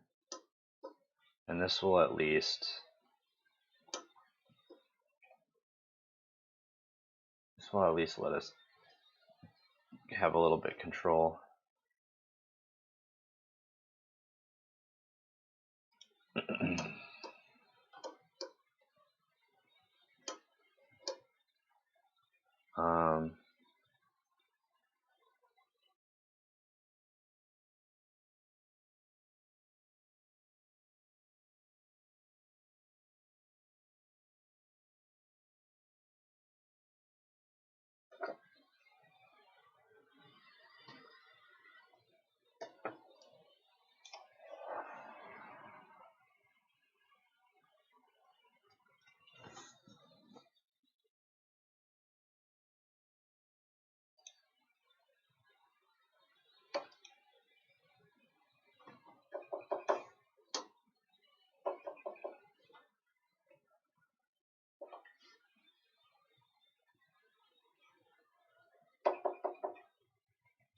Oh, is this? Is that the other one? Alright. Let's move that there. Cool.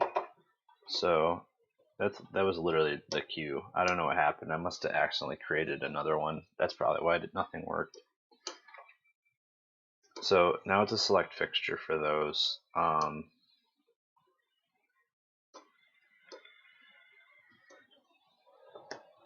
don't know. I'm not making an inhibitor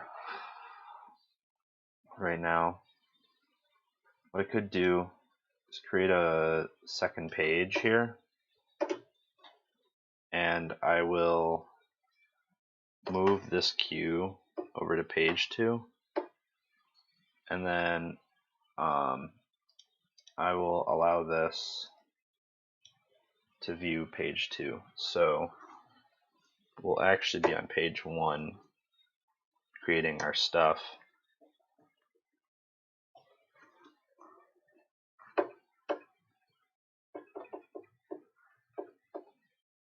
Right?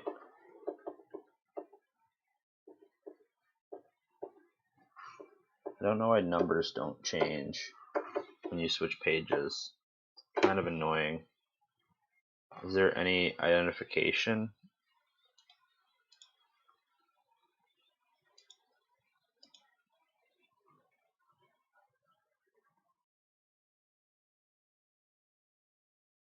Alright, whatever.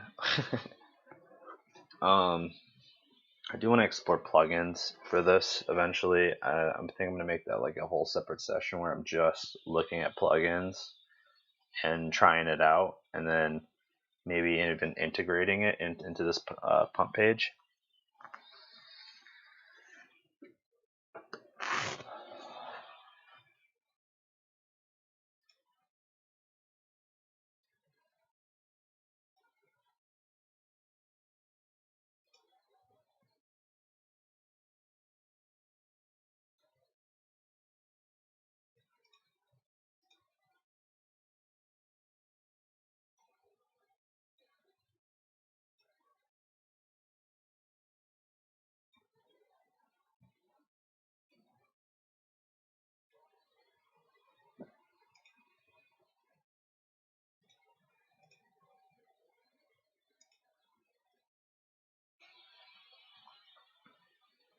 So now I'll make group masters. Should be able to just turn this on.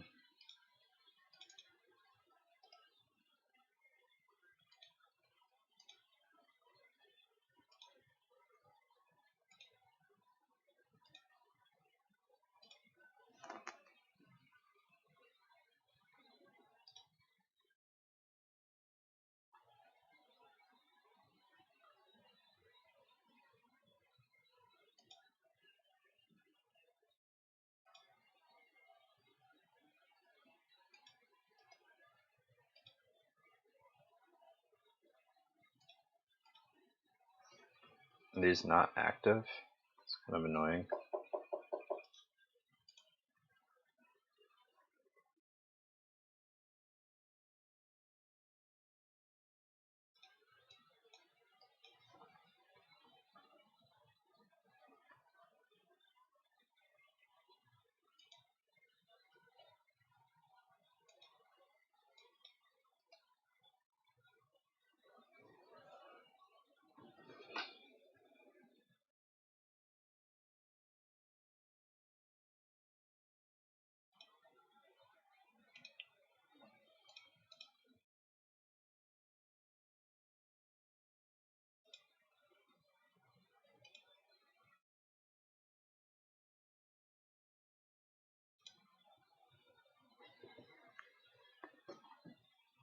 Let's just go.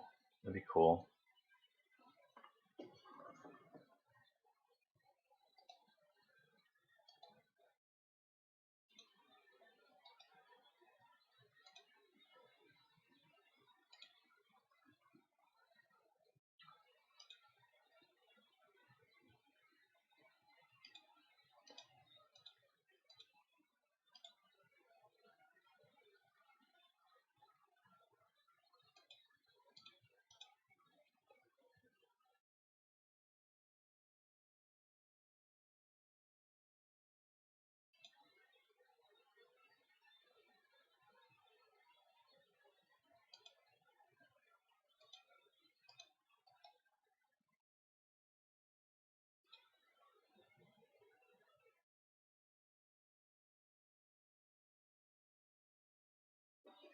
I don't want that to turn off. I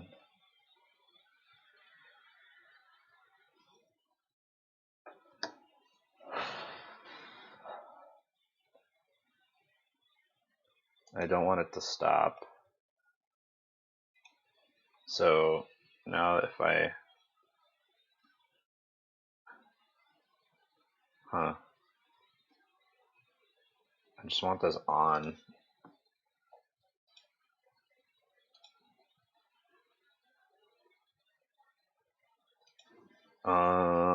Okay. Master Go mode.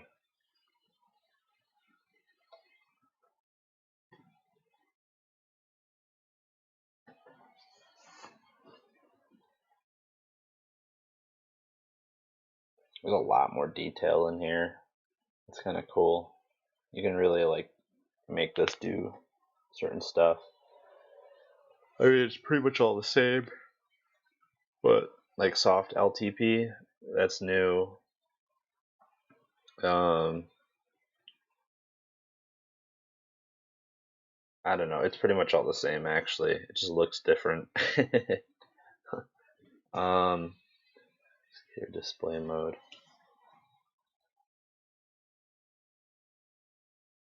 I just need this to always stay on.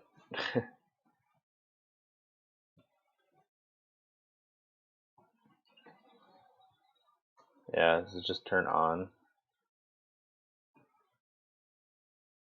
Like, I actually don't want this to take control. Can I just make this empty? Will it stay on? Yeah, there you go. So I can make this go off. But if I hit go, it'll stay on, and then the handle won't do anything. That works. Alright, so we have an always on now. Now we can go in. I could just store here. It's gonna make it a sequence, but that's not what I'm gonna have it.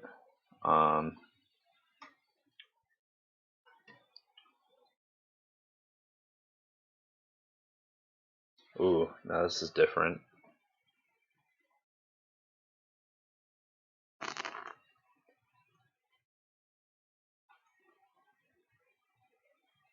Okay, here we go. So group. We'll make this the profiles. Alright, that's how you do it. And close that. And now that. I'm curious if you can just, I wonder if it's just if you grab a group to like quantums and then just store it here, it also makes it a sequence. Alright, so we'll just go to groups and then we'll do quantums.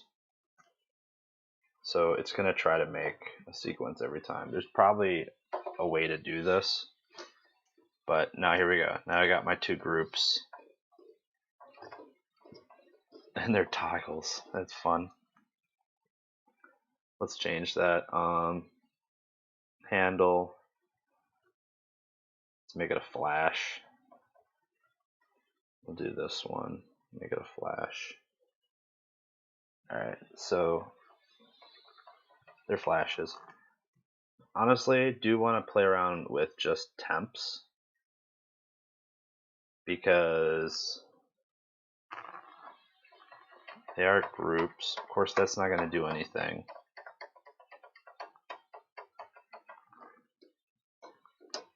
Alright, so what if we do make them sequences? So I'll bring them up to full and then delete them. Alright, so let's make them sequences, but they'll be inhibitors. So let's do Viper profile at and then just store it here. And then we'll do the same. I want to touch my screen so bad. It's only the one screen that's a touch screen. Okay, so these guys, we're going to give them different settings so they're allowed to fade. And I'm going to give myself 3D over here so I can actually see what I'm doing. So messing with sequence 4, which should be our quantums.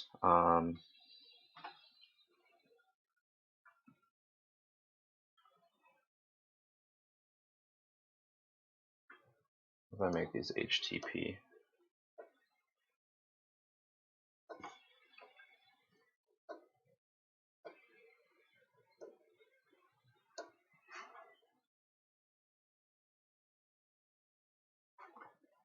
I'll call this quantums, and I'll call these vipers.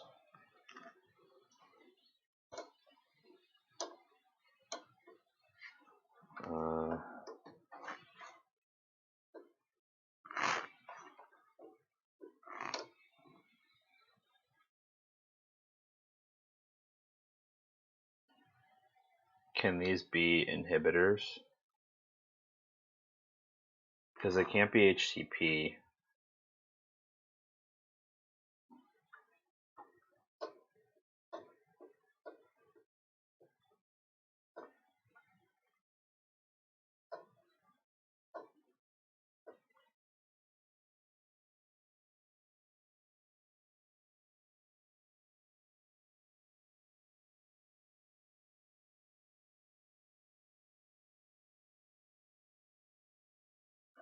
I know they're going to be in competition with this guy because it's not off when overwritten. Um,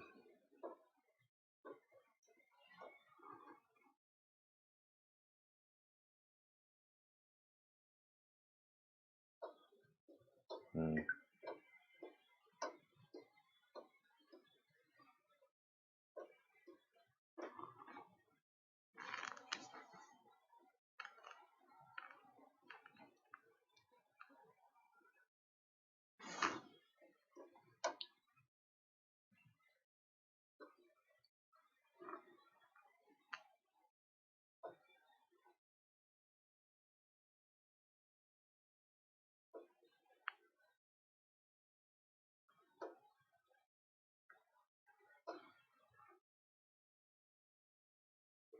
It's pretty nifty.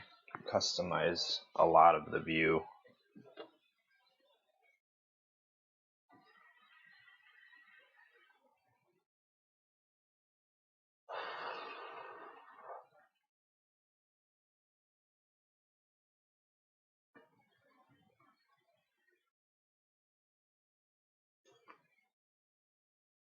Let me import. Do we have a list? Huh. Oh, let's see what we have. There's nothing. How is there nothing in here? It's got to be somewhere.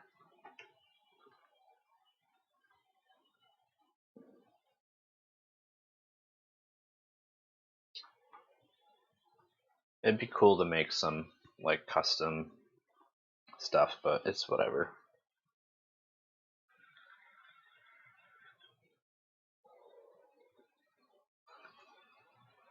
So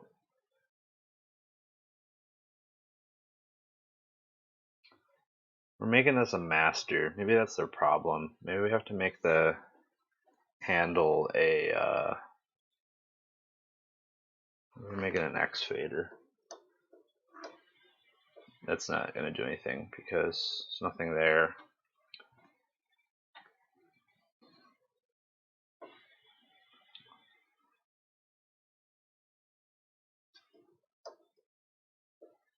Problem is it can't inhibit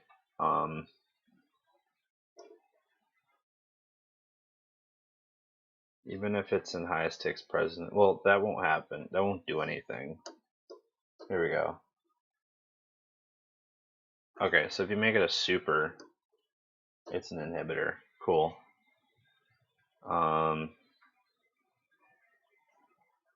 Same with this guy. Super.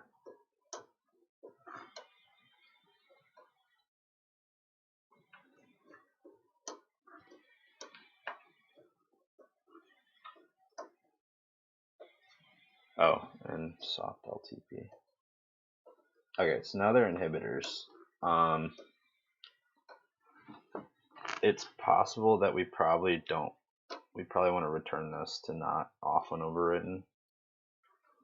So it's there. They're inhibitors now, but they're sequences. They're not group masters, so they're not going to screw with us necessarily in the long run.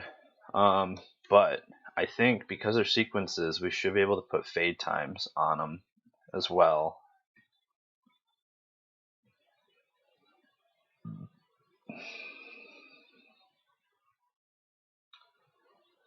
And they should only be doing stuff to the dimmer.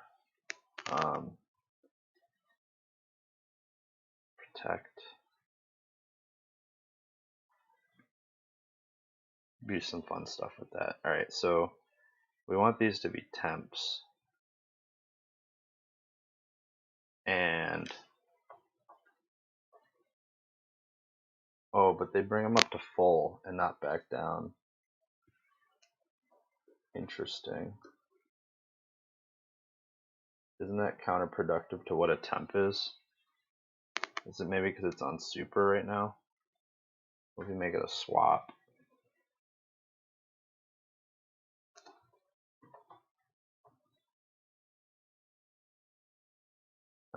Swap's actually gonna.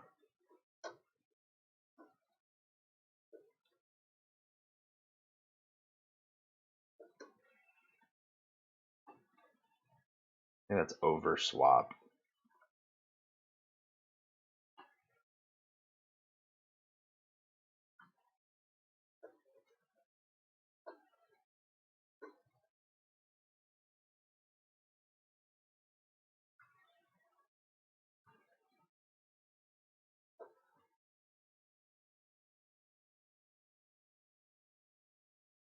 Low. What if we just make that low?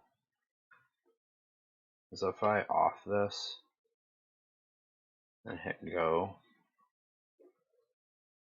okay, they're all reset. But if I hit go, then at least it's there. Unfortunately, temp isn't coming back down.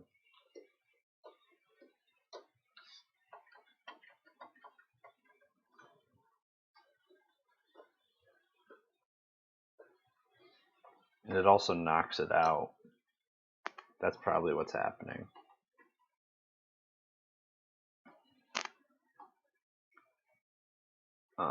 Definitely don't want to use execute time.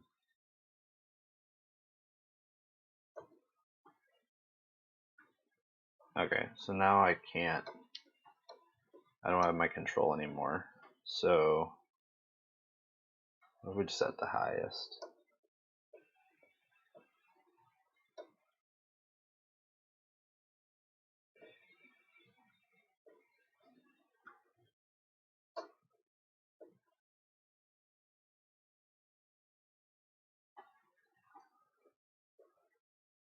Okay, highest seems to work.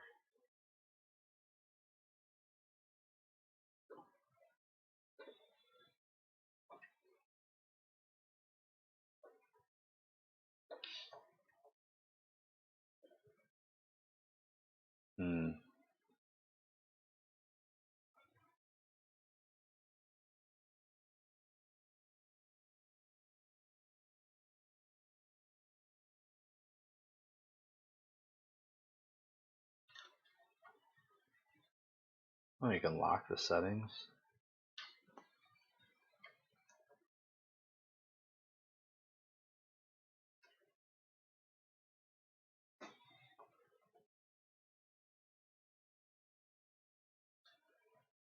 Well, okay, so it's obviously an inhibitor.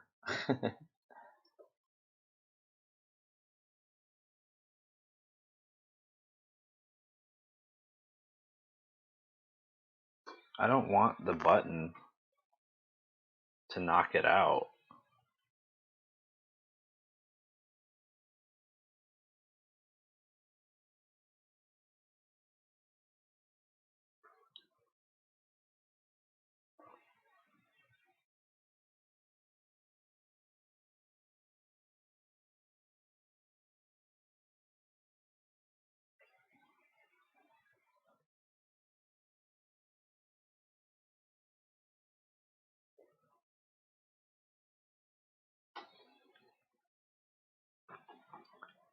That's so weird. Alright. Don't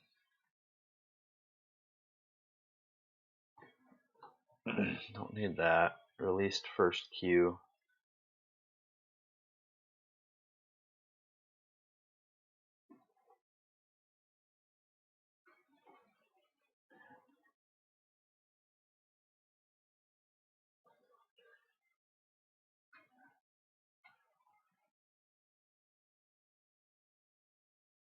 Oh, wait.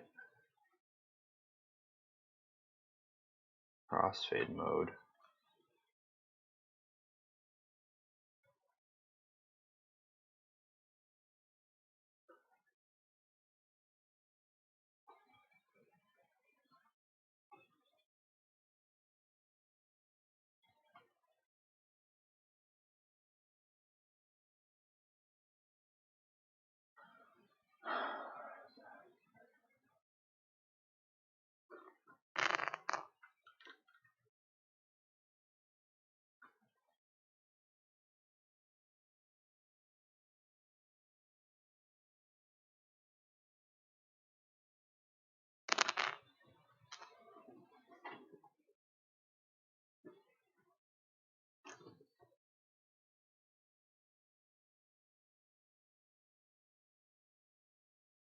This is probably something so much simpler.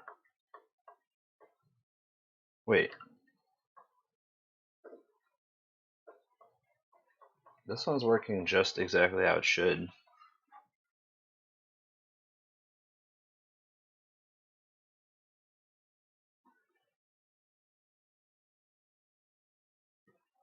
Okay.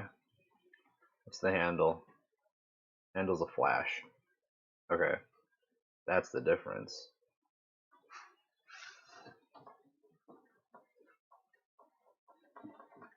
The reason why I wanted to use a temp is that I want to fade out. Unfortunately, you can't fade out flash, from my understanding. At least not that I think. Let's test that theory.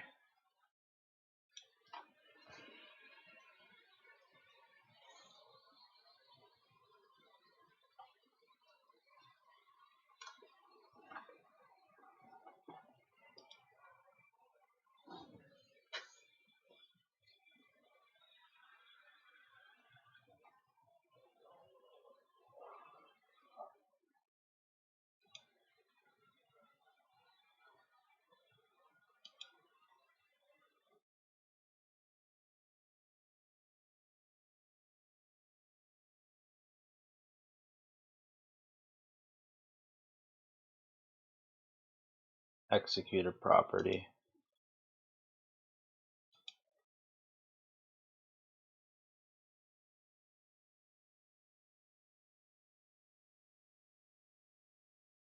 Execute a button set to temp, not flash.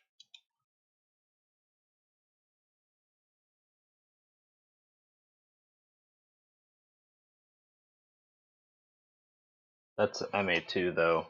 I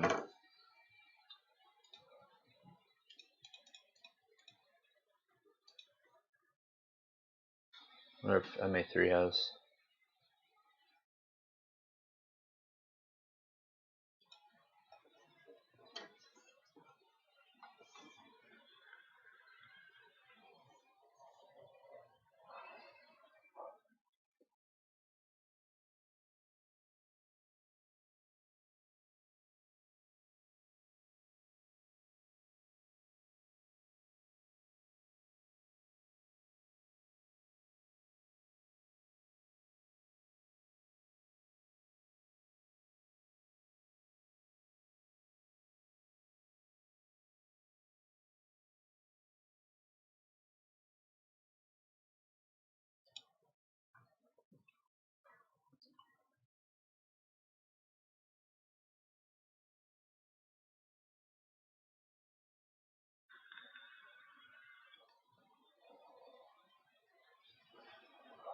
Okay, so flash ignores time and temp follows time.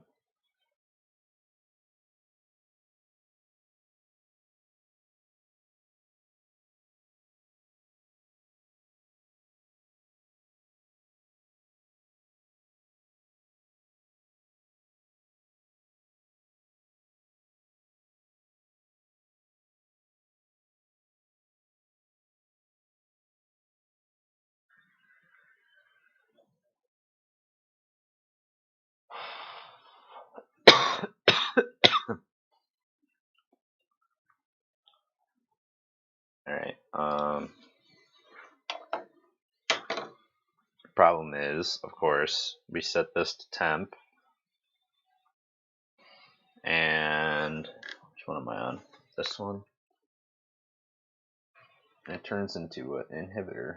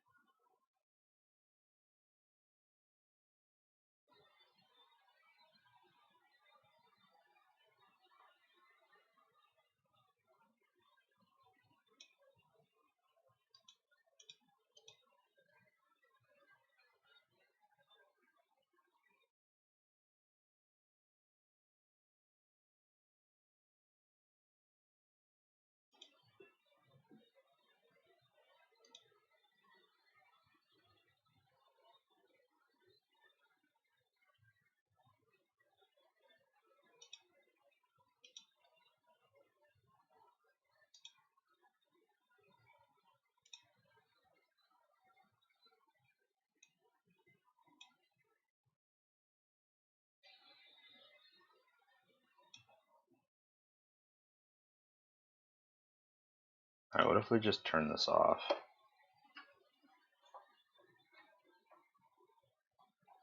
Then it works the correct way, sort of.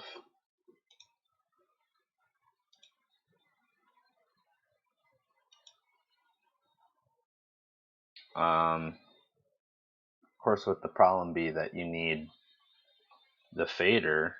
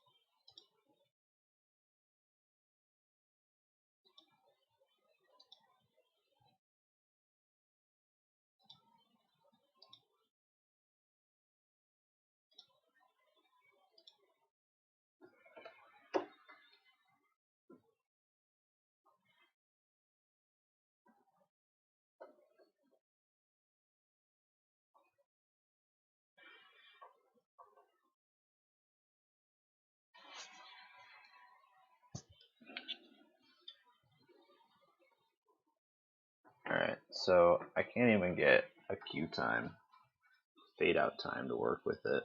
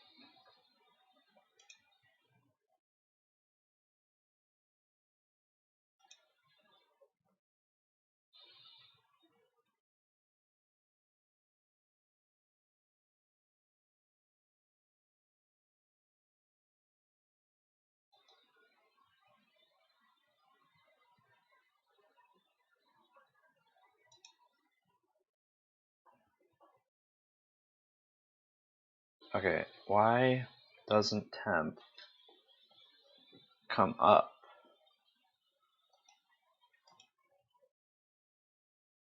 Like, this is up, and when you hit temp, it knocks it out. Is it because we have wraparound on? I don't understand. Released first queue.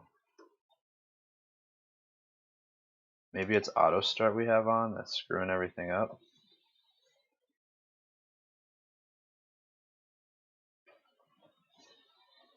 Auto stop, auto start.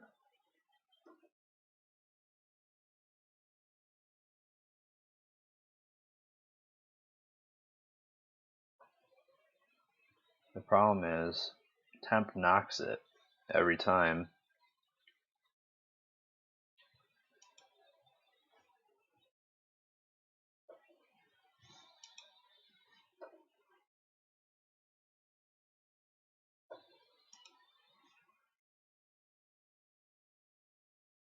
Temp always knocks it.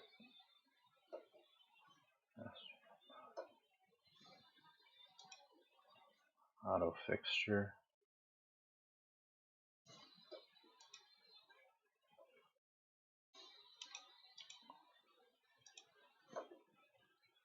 Just want this to be on all the time.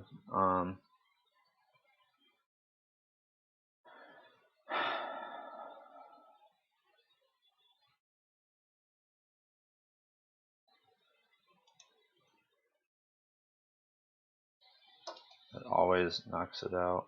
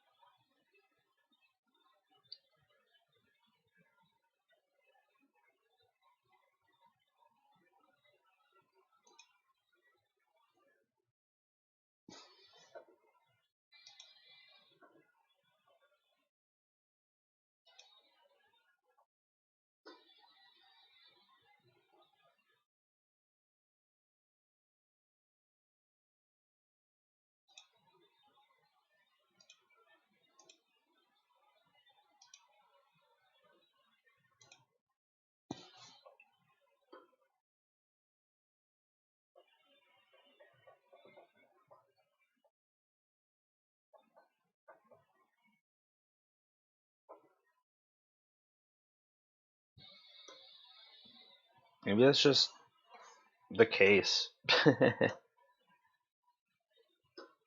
It's just always going to get knocked out with temp.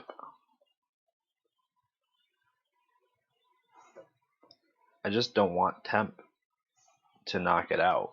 That's the thing. Alright, so what if we do go minus?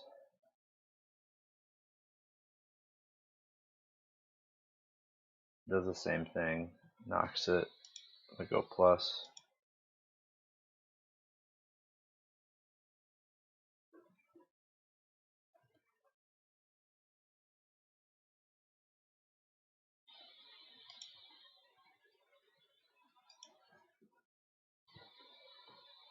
Just be knocking stuff out.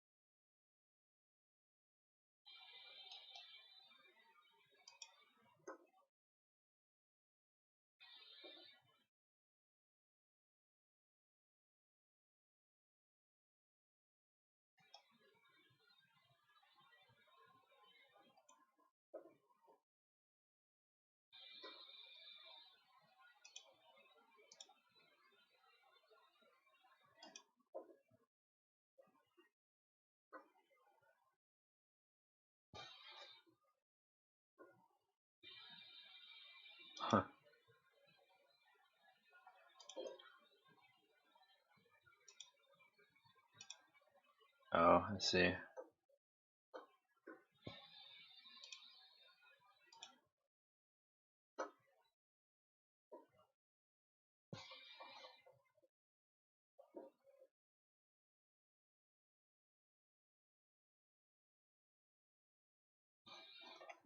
That's one way of doing it.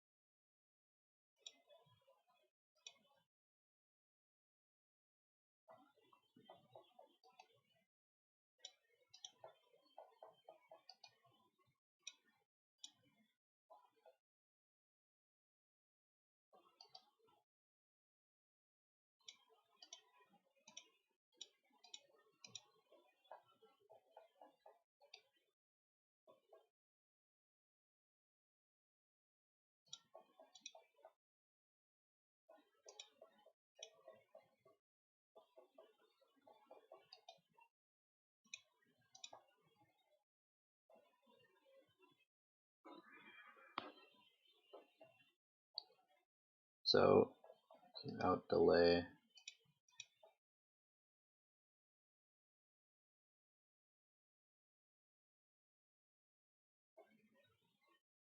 It doesn't seem to work.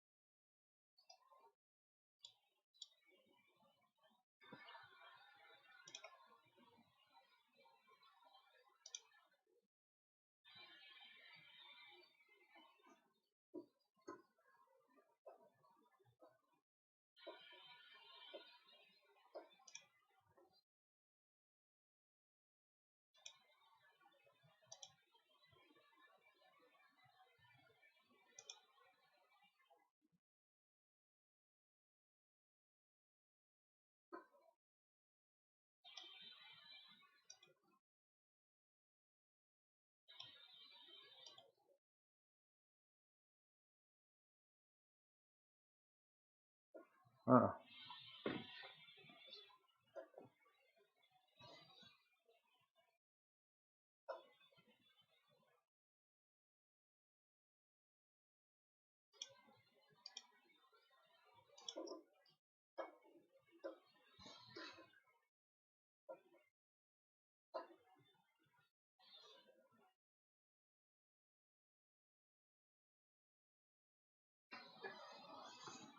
Okay.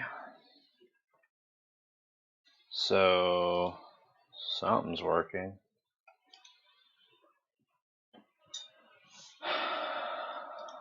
Something with the priority.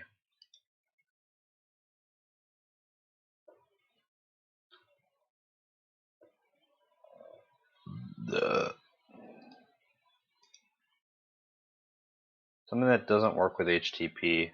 Oh, LTP, how about that? Highest take priority, I'm an idiot.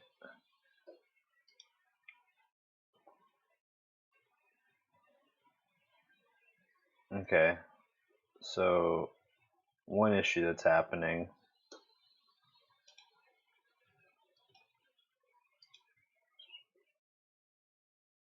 this still isn't working properly.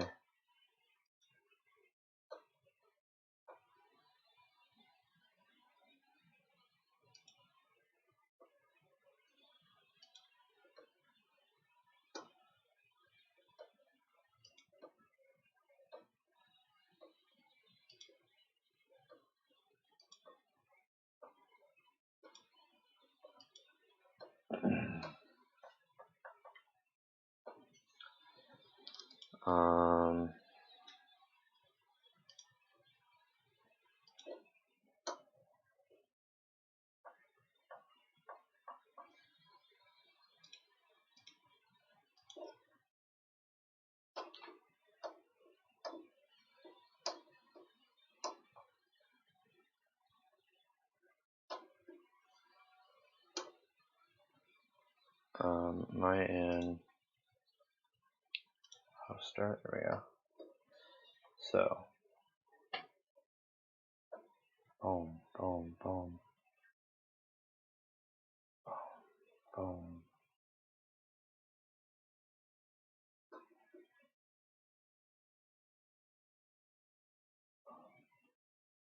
So it will knock it out. That's kind of the whole idea.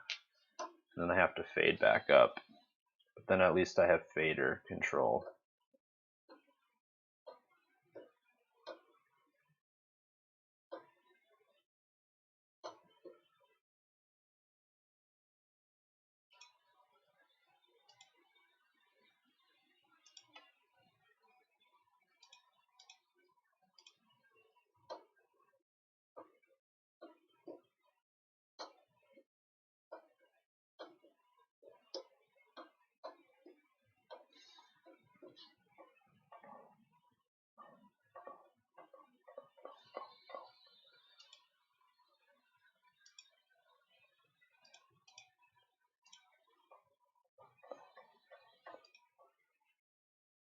Alright, so now I just gotta fix that.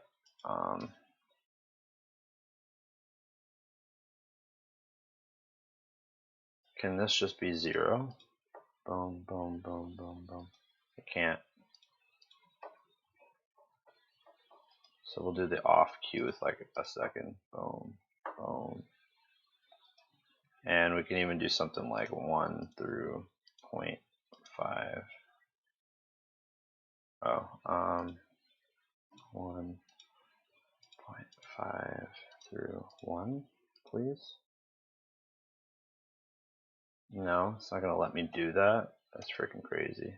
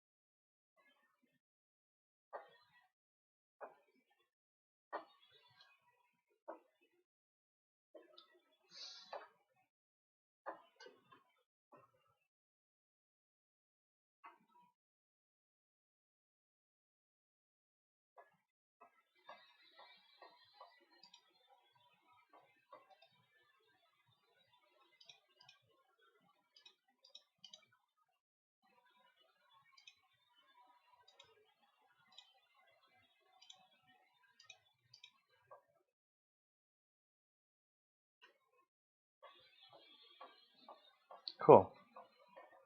That's a huge deal for me, by the way, because I make flash buttons. Oh, I haven't even been showing you what I'm doing.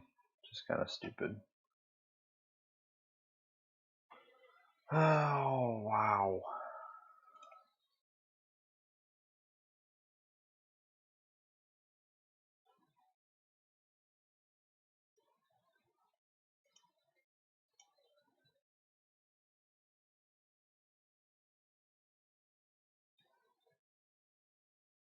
People are really gonna spam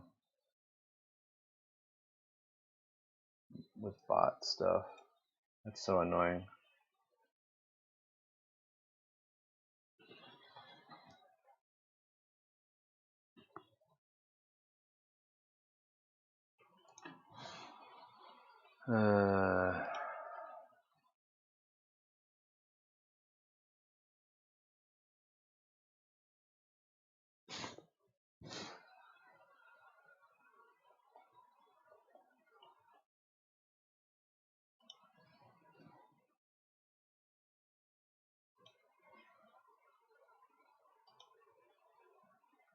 I'm sorry, I gotta like go and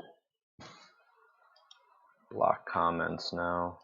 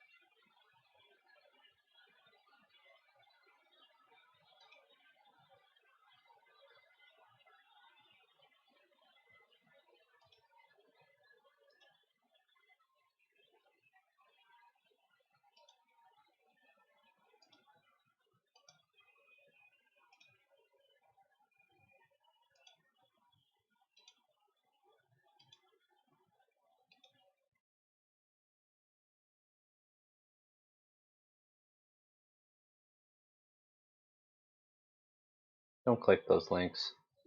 That's all I can say.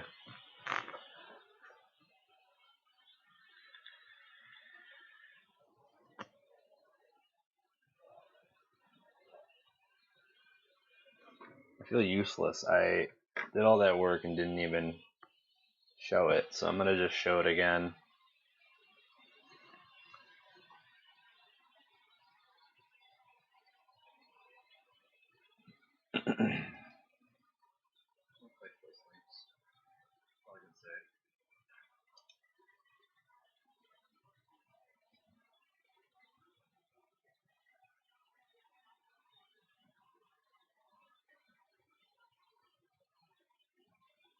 Alright, so I will show you. So over here, what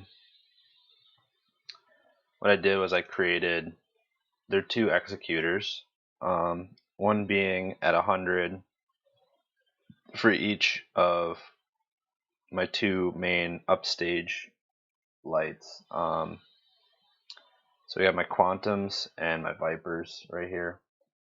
And then in each, I kind of fiddled around with the settings. I want it to auto start on the fader, which you can see over here.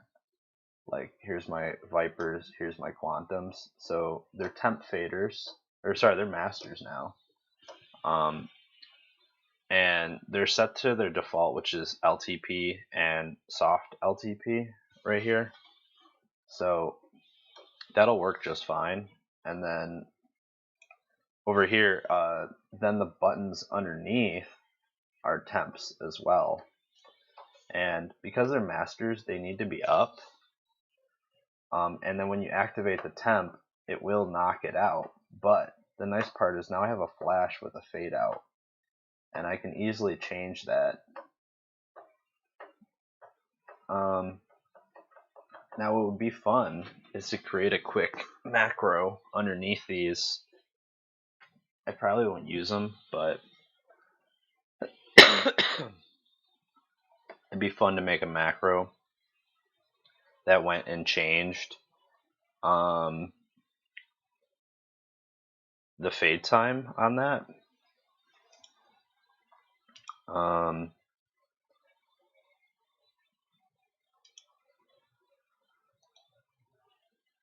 Problem is, I don't know what the syntax is for it. It would be interesting if I could set a syntax reader command line. Yeah, so let's see.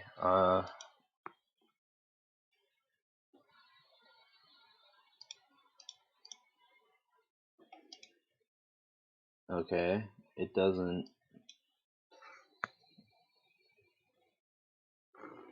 actually read anything.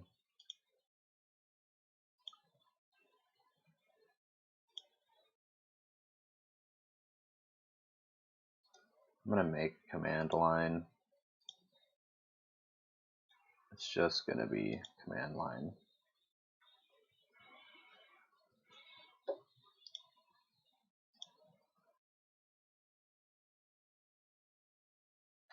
Okay, so let's see.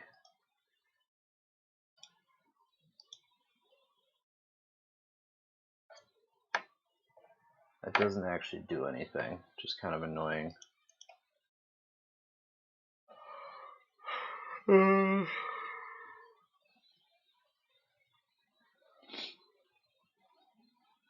Because it's off cue, unfortunately. Part. Is there like an off programmer? Let's see.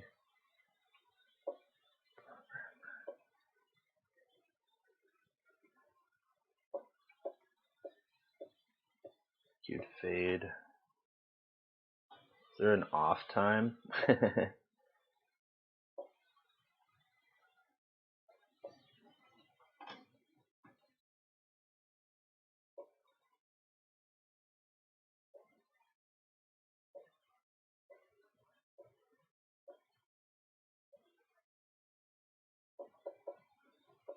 Cook.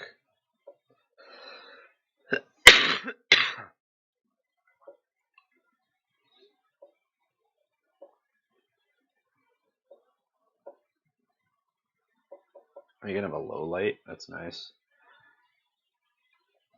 Alright, well, I'm not seeing next step toggle. That's actually a good feature to know.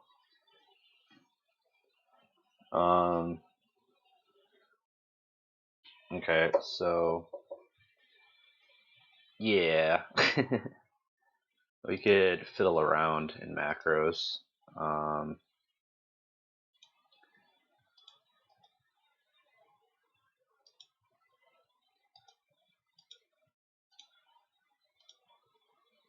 We import align off. Oh wow, this whole time there was a thing for that.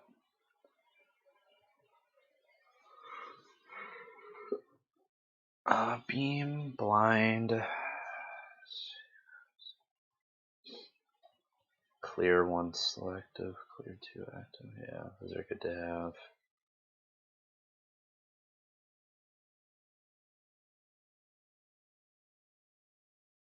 Dimmer 0, dimmer, display high control bar, edit option, executor time on off, executor pay, enter desk lock.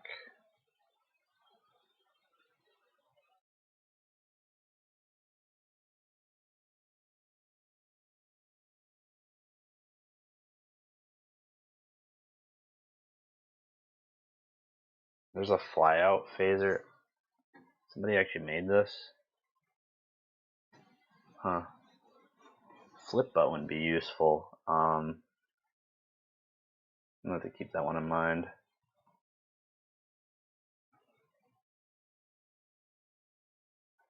If output, knockout selection, list all commands, list interface, menu minus move, next step.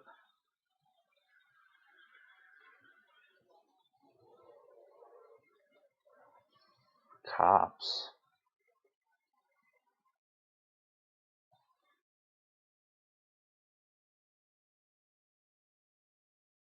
Program time. Oh, I could see that being useful. As well as executor time on and off. RDM on and off. That could be useful.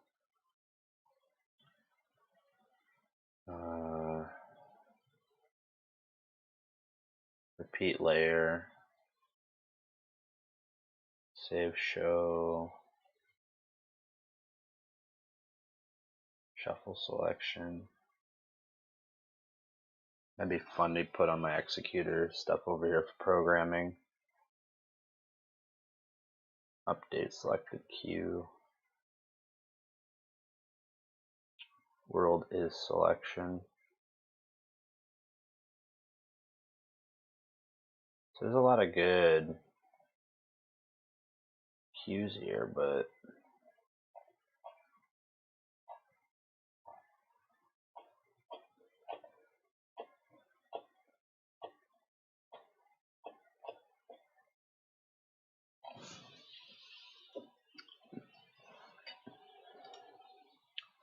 I'm gonna go hit the help menu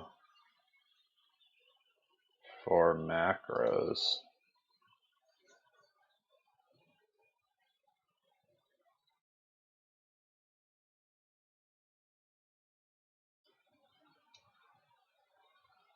Why is it so hard to read? It looks like crap. Doesn't really help. Maybe there we go.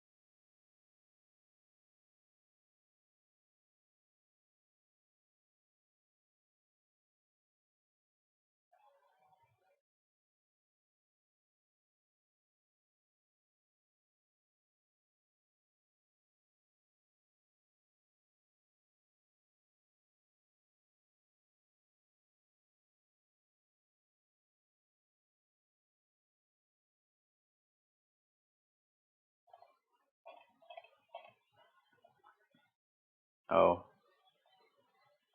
These are all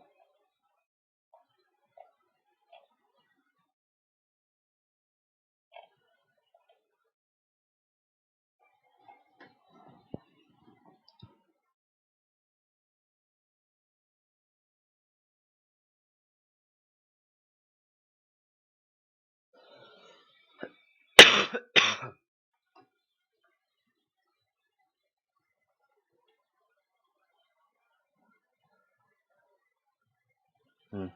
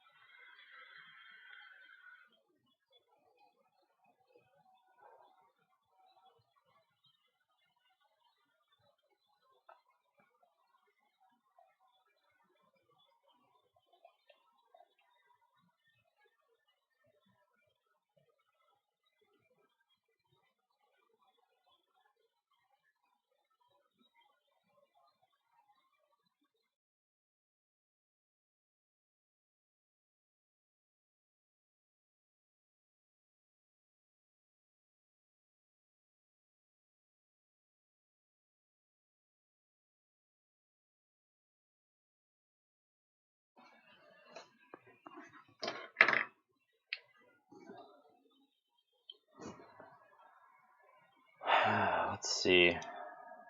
Let's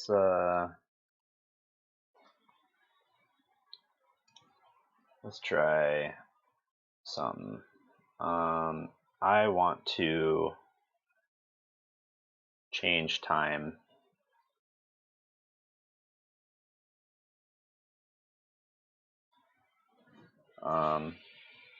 Set time.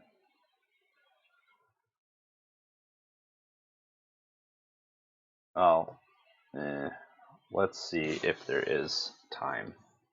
Import time. Time code. Well, those are neither of what I need.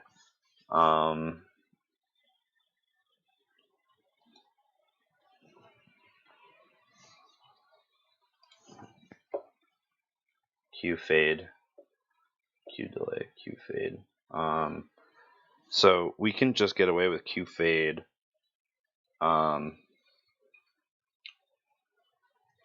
With that, right? Because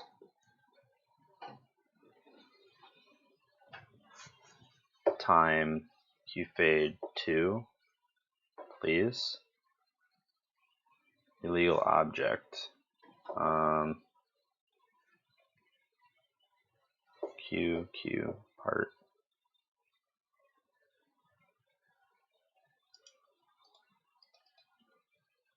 Problem is, it's not a part, and it's not a Q number. It's just the off Q. So I don't know how to select off cue. Sequence, no. Assign, set, edit setting, preset attribute, gel, fixture selection, universal house lights, non-dim, media, fog, effects, pyro, interesting, group, world, filter, cue, part. Okay.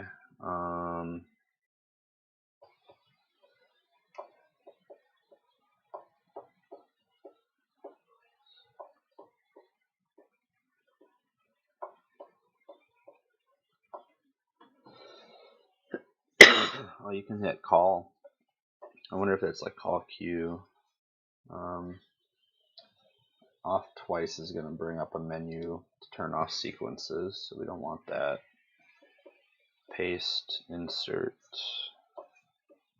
Line we don't care for. Alright, go to, load. Alright, fixture temp, rate, black flash. There's two MA buttons here. List. Okay, so what if we hit sequence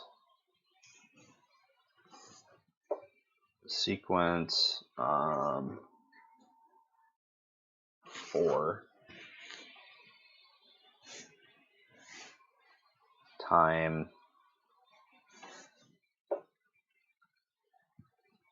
through 2. Okay, that just changed all the fade times.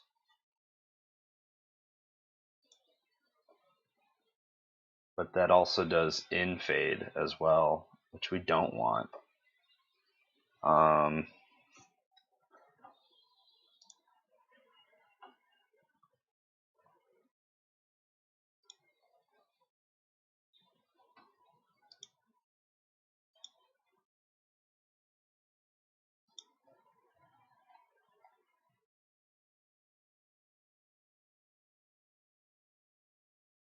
Okay, so let's try that again. Sequence 4. Can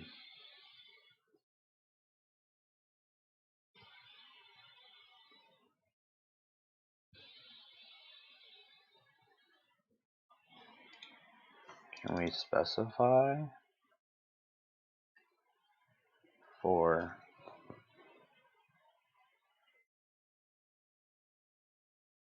through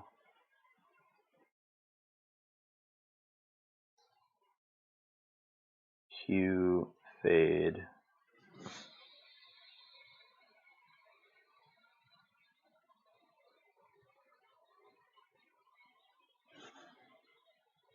Q? Can we do off Q? Off off Q, Q fade 1. It just did all of it.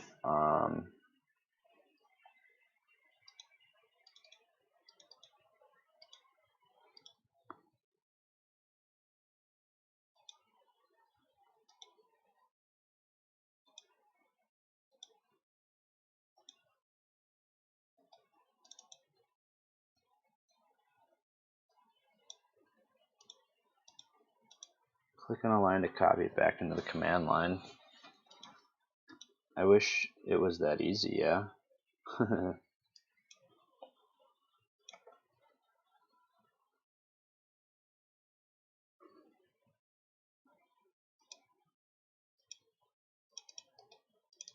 Doesn't seem to work. Alright, so we'll just do it again. Sequence 4. Q fade. I don't know why through came up.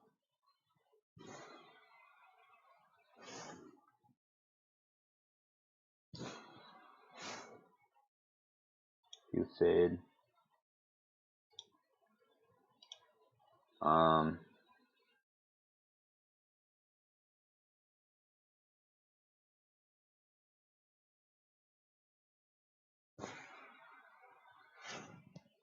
Off cue. Hue fade.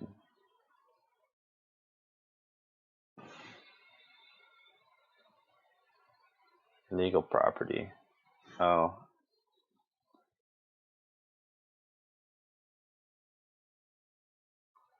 Set sequence or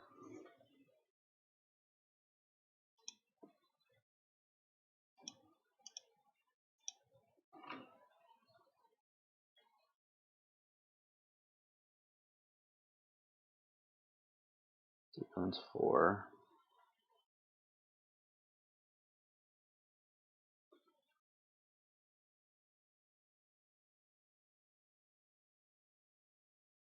Through.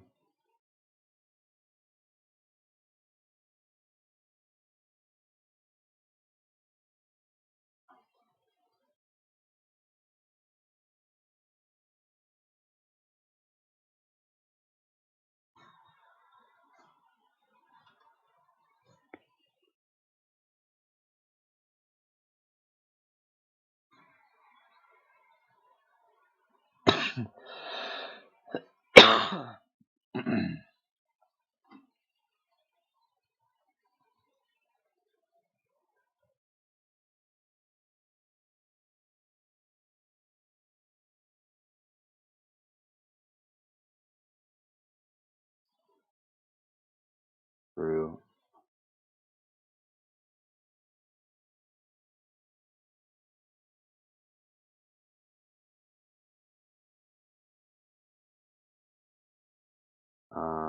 Through, let's say Q fade, off, Q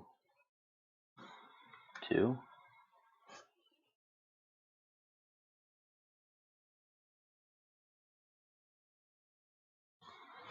Okay, what just happened?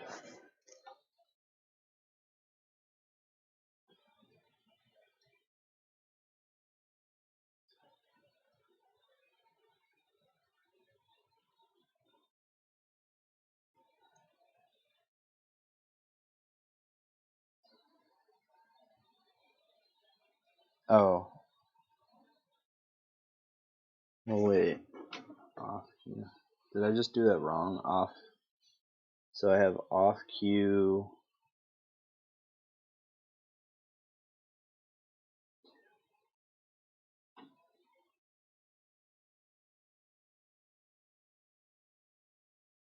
Q fade.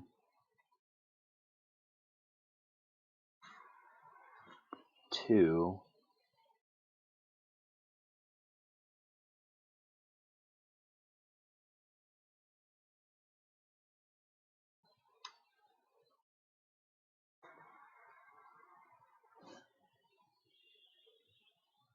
Okay, maybe I'm just not wording this correctly.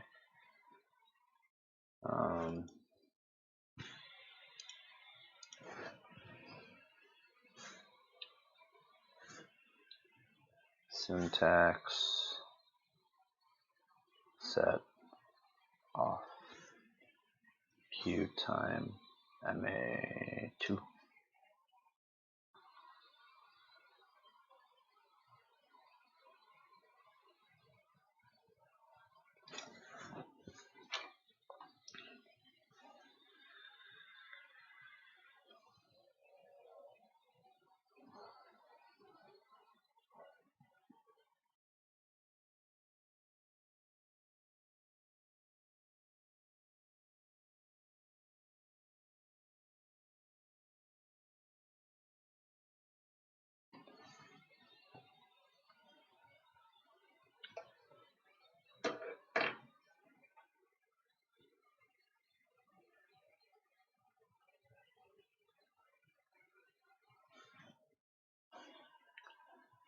Assign. Whoa.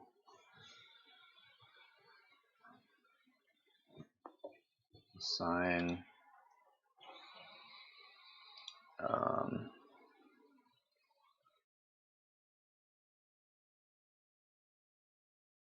off time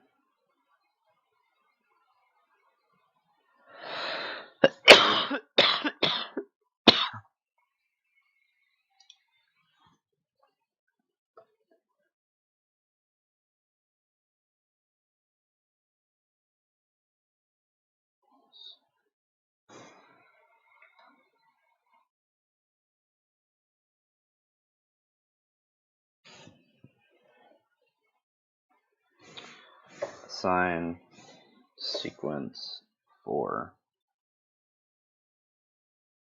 off time equals 1. That doesn't work. Set sequence for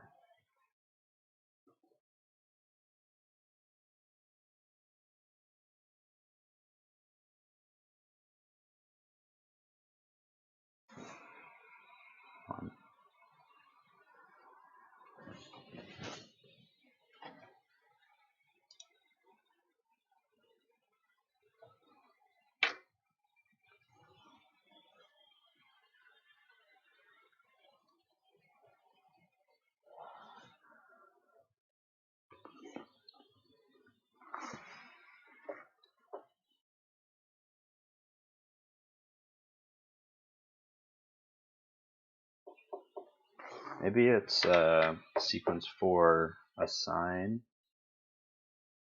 I guess you can't do that. Off time.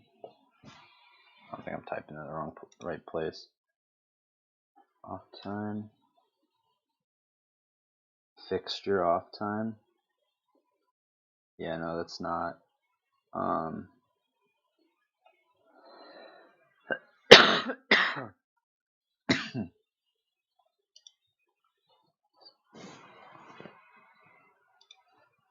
What's the syntax? Off time set here. So executor x.1. I'm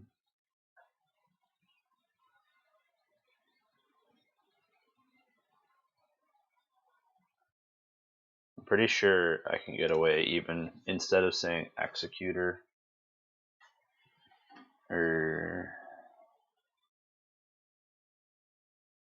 yeah, sequence 4 is one way of doing it.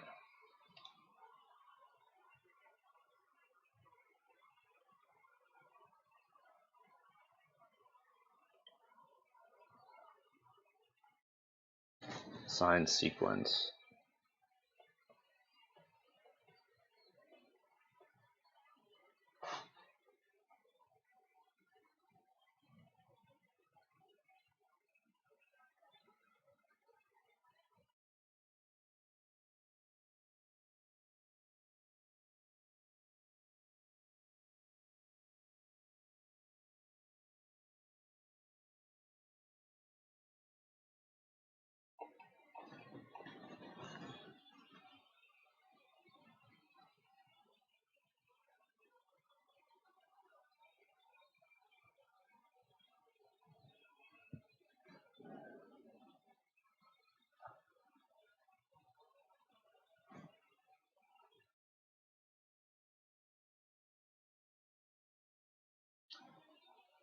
I wonder if this will apply to Q0.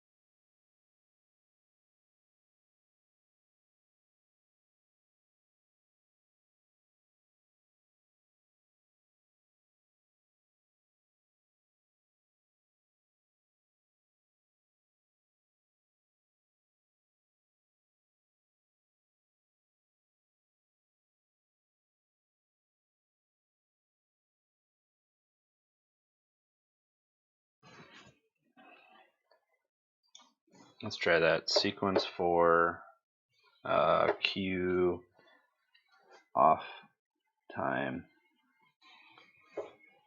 Q fade 1.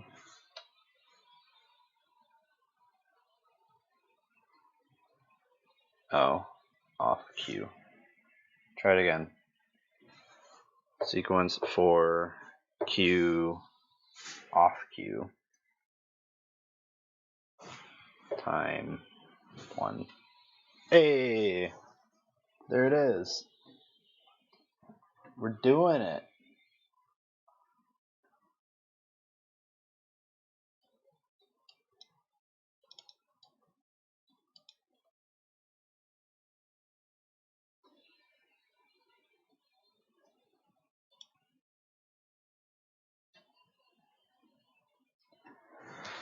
Okay, back to the macro.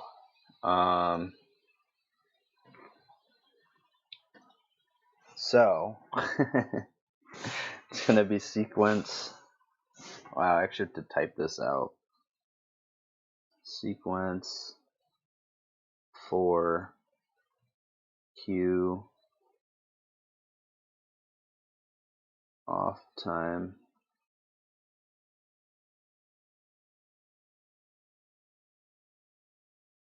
Q fade,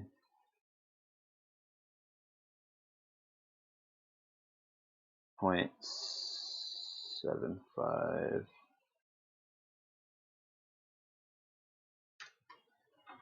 Okay. Sequence for Q off time. Oh, and then we have to say what it's doing. Set sequence for, yeah. Alright, so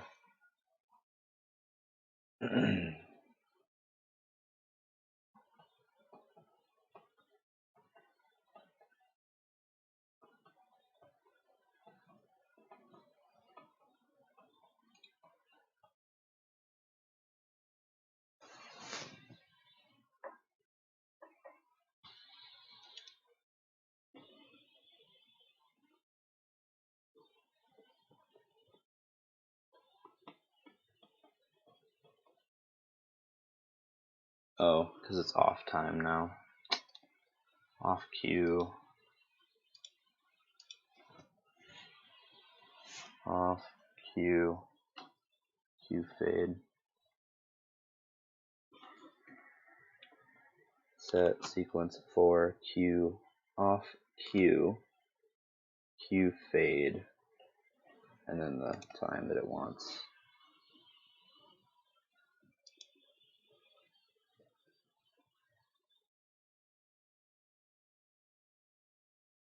Why?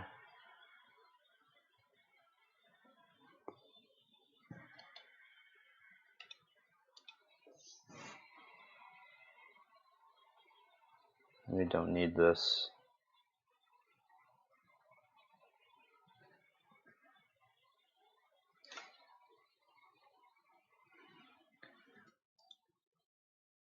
There you go. That one worked.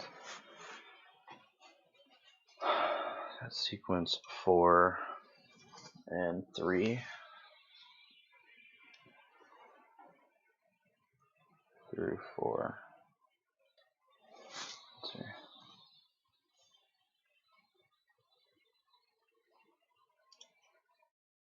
Alright, let's see if that worked. 0.75. 0.75. We just gotta clear these dudes. Sweet. So there's a macro, and then I'm gonna copy that there, and then change the number now to 1 if we want. Sweet. And then we'll just easily label these.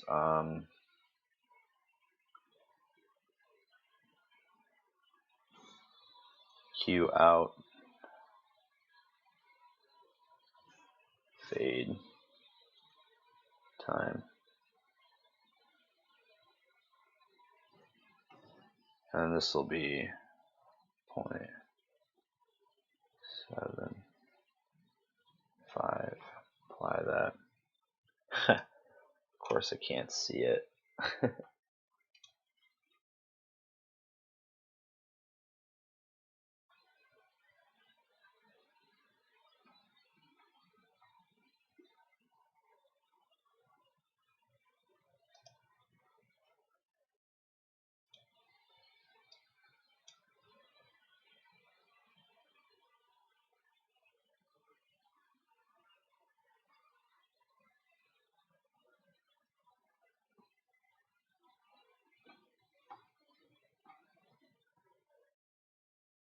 Why is it so crappy?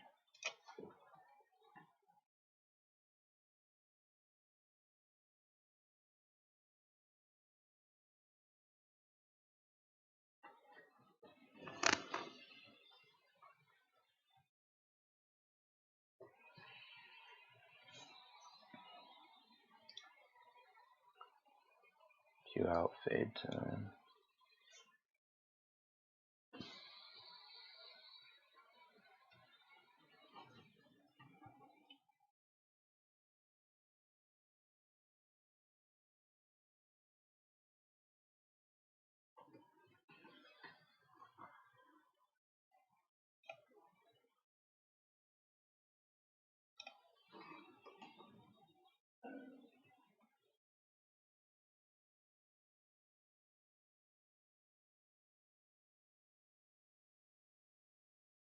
Cool. So, if I now go over to here, then stick over to run, should be able to watch. Yep, those times change now when I hit those two macros. That's pretty sweet. That's like my first actual, like freaking macro I made. So that's 0.75, and then we can do the whole 1 second, and it's a little bit longer. Now it's not drastic, so I can go over here and change. We can edit this. Something that's more noticeable. Like I like 0.75, that works for me, but sometimes I might need it faster. So here, just so you can see the difference, here's 0.5, and here's 1 second. It's a little niblet of something. I like it. I definitely would use that.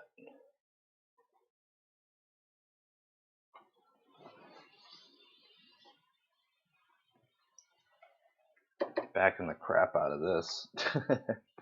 Alright, so we made two important aspects.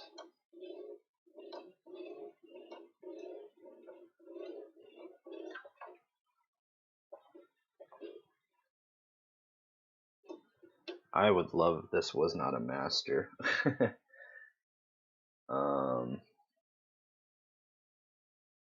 I rather this be empty, honestly.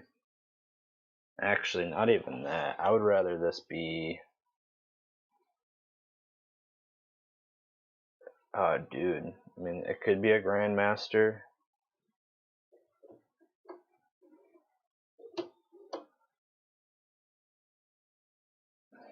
I don't know. I'd rather it be like an executor speed line. No, none of those. Executor time, program time, and I'd rather this be an executor time. Those are two things I use a lot with punting.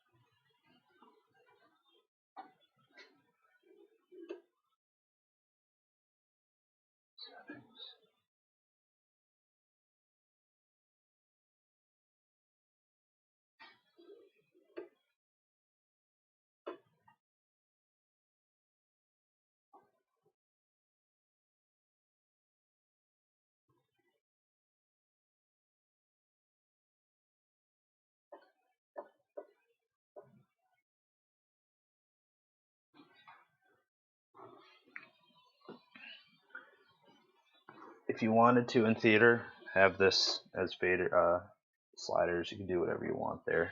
Really good, useful ways to use those.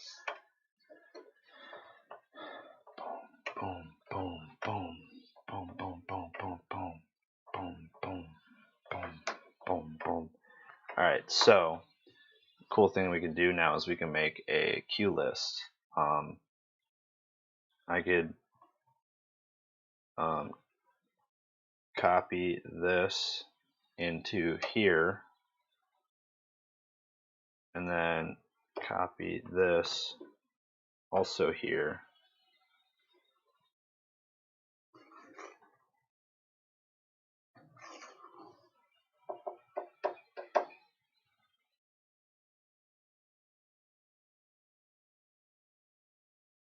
Right? No? Alright, we're gonna have to throw macros into this. Can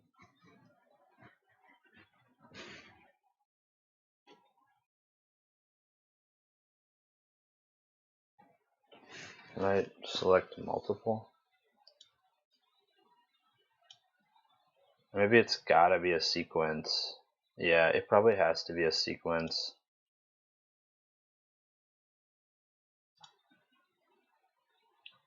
Yeah, let's put it here.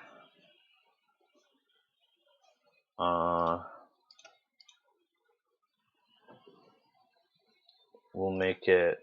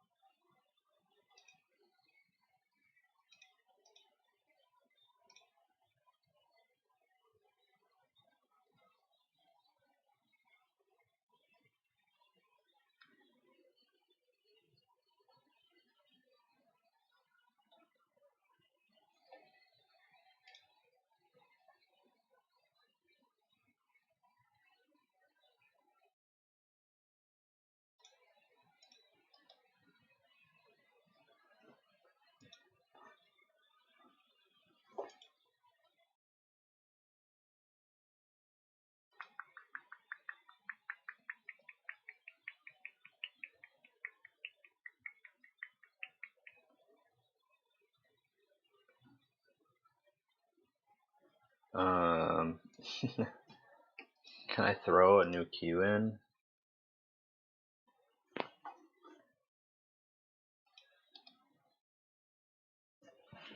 Macro 13. That's the problem. I gotta put in like blank macros.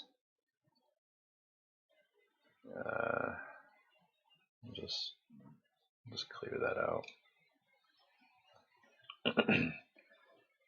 Alright, so let's just store here. Cool, we have a cue. So we'll do macro 13 there. And then store a second cue. And we'll make macro 14.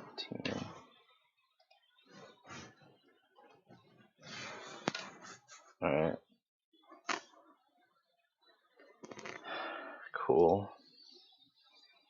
Now we can delete this one, right? You can go here. You can edit the handle to do a select. Oh wait, we want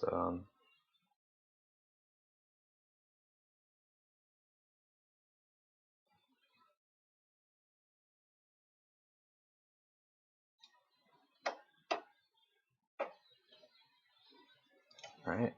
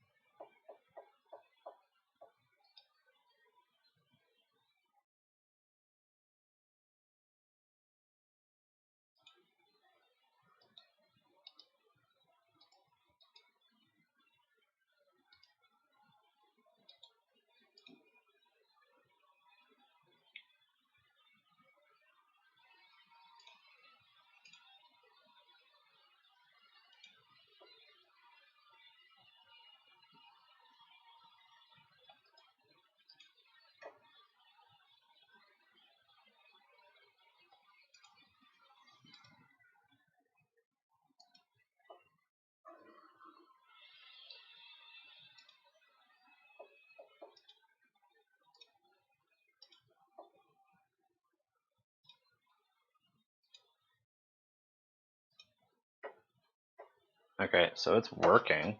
It's running the macros, and I push the button. No,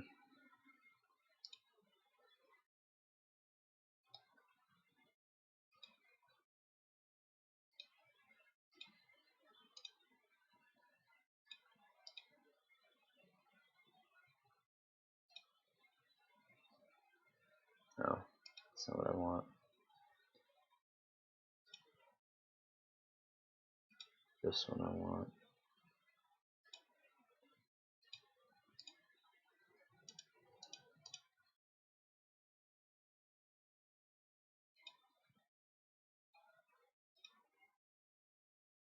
I'm gonna call this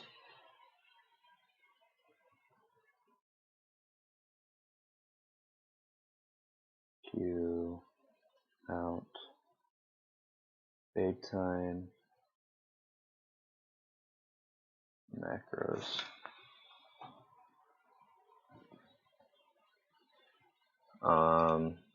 And then that's where we go in, say 0.75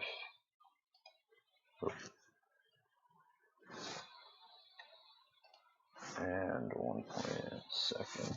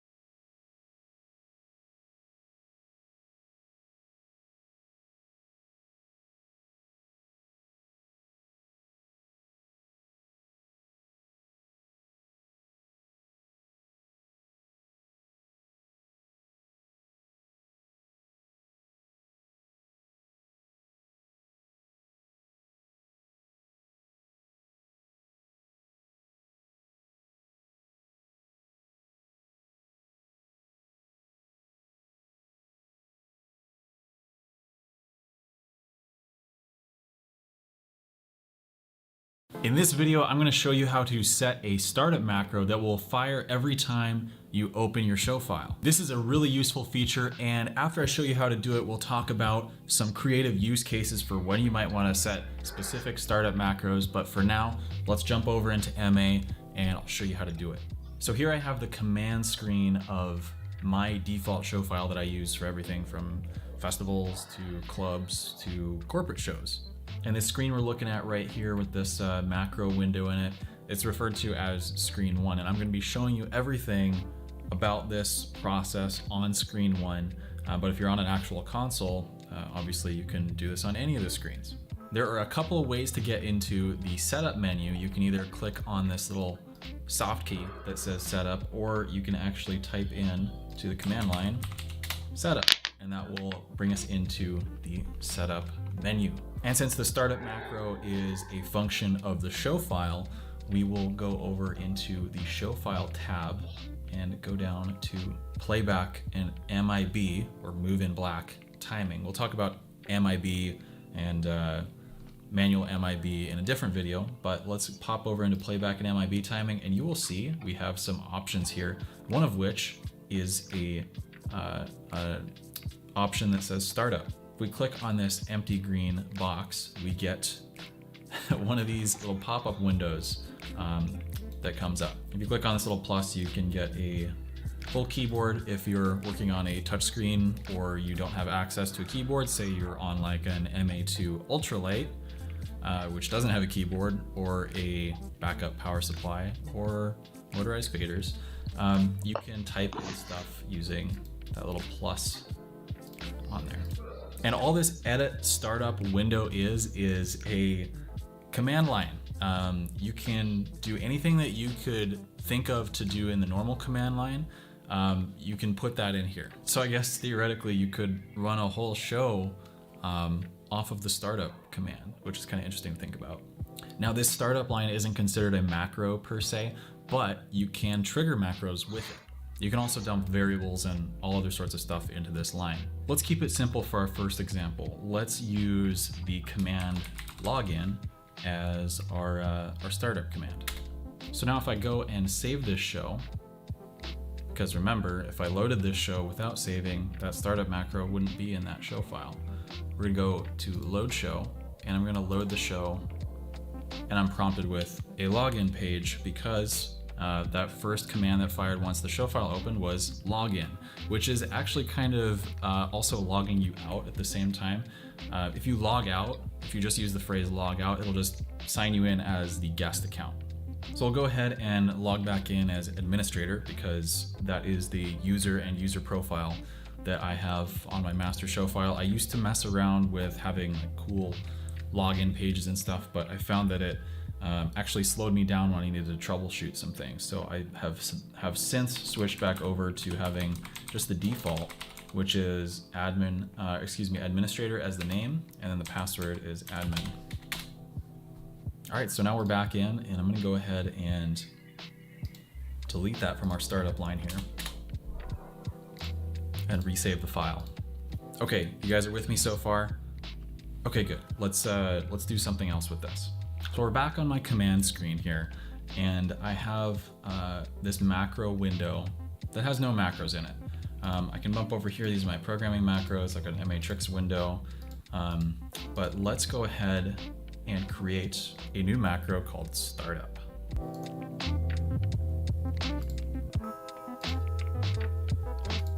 So to do that, I just right-clicked on this empty macro. In this case, it's 291, but it could be whatever. And I'm not going to put anything in here, no lines of command. I'm just going to label it as startup. And in the first line, we're just going to type in login. Now, the reason I'm doing this is because, as I mentioned before, if we pop back up over into setup, playback and MIB timing, and under the startup command, instead of typing login or just typing a string of text that are our command, we can actually just fire that startup macro by saying macro startup. Capitalization doesn't matter in MA pool items. So now when the show file is loaded, it will search for a macro called startup, and it will run that macro. You'll also notice that I did not need to type go macro startup. It's just macro startup. Go is kind of a redundant thing when you're calling macros. So let's go ahead and save the show and then load the show. And we can see we have effectively the same thing, and I can log back in as administrator. So, okay, why would I do that? That just seems like an extra step, right? But the beauty of this is now you can go into just this startup macro without having to go into setup, without having to type out one big long line of code. You can actually just edit only the startup macro. And what you put in this startup macro in a file is something that you have to decide for who's using the file and where the file is being used, like what kind of show. For example, if you were working in a nightclub, you might want to have a show file that when you start it, it automatically turns everything off that was running in the show file the last time it was saved, kind of resets everything to default, turns off all playbacks, and lamps on the fixtures. That way you just have one button to load the show file and then it'll be off and running. I used to do this at Q Nightclub. I had a startup macro written that would reset all the fixtures a couple of times because we had some dirty sensors and some motors that weren't exactly on point. So it was helpful to reset 2 or 3 times. So after about a minute of resetting, it would also strike the lamps, and then it would fade into a startup look. And it was the same look pretty much every night. We had 4 special nights, so you could actually decide which walk-in look you would want to have when you started the console. So that's just one way that you could be a little more creative with your startup macro. Another fun thing you could do is you could also prompt the user to ask whether or not you want to run the startup macro when the show file runs. Here's how you would do that. So the first line of our startup macro is going to be in parentheses, and I'll explain why in a second. And we just want to put parentheses run startup macro question mark. When we put any sort of text string in parentheses, that's going to create a dialog box that pops up when it's run. So for example, if I just hit this test line button, it's just going to test macro line 1, and we can see right here pops up with a little window that says run startup macro question mark. And you either just hit enter to continue to the next line. That's the dialog box also kind of pauses the macro. So if you want to pause a macro and kind of wait for a user to input either a text string or just hit enter, that's how you do that. And so I'm going to actually edit this to be a little more clear. Run startup macro, escape equal cancel.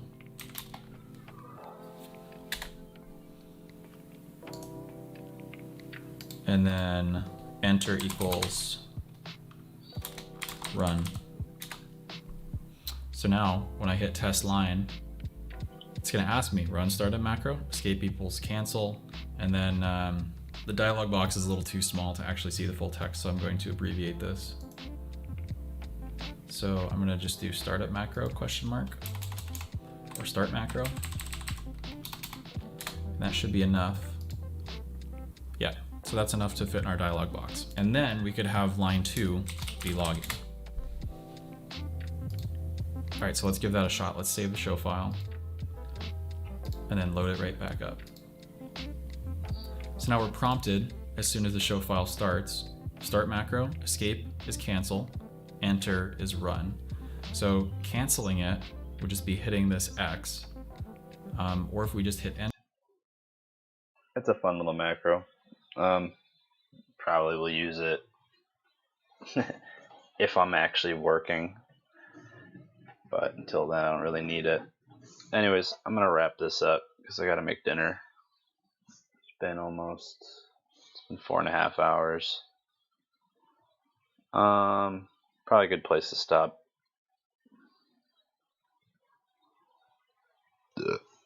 Alrighty. I got somewhere. Very slow progress, but I'm still sort of learning this. software. Like, I know how to program on MA2, but I am doing some stuff that's different that I usually do.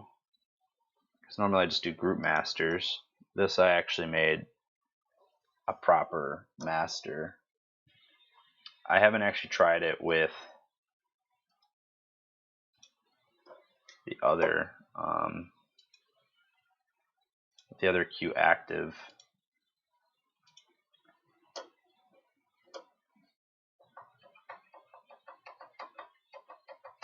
So this may not want to have all on in it.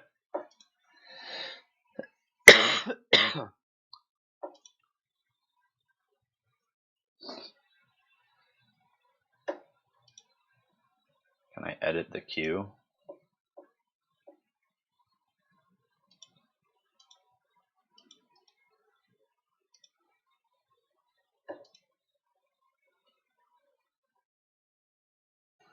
Oh man, that's gonna be something I need to figure out.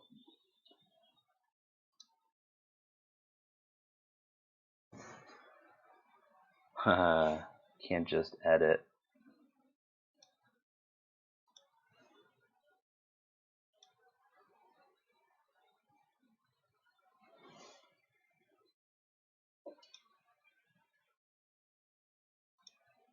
Interesting.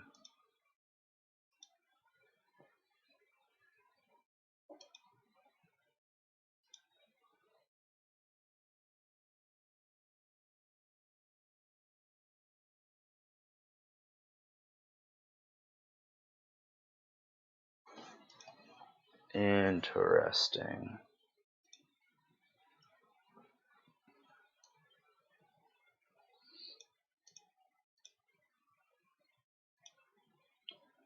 How do you edit a queue? I guess we'll learn that next time. Till then, catch y'all later. Or whoever watches this. Peace.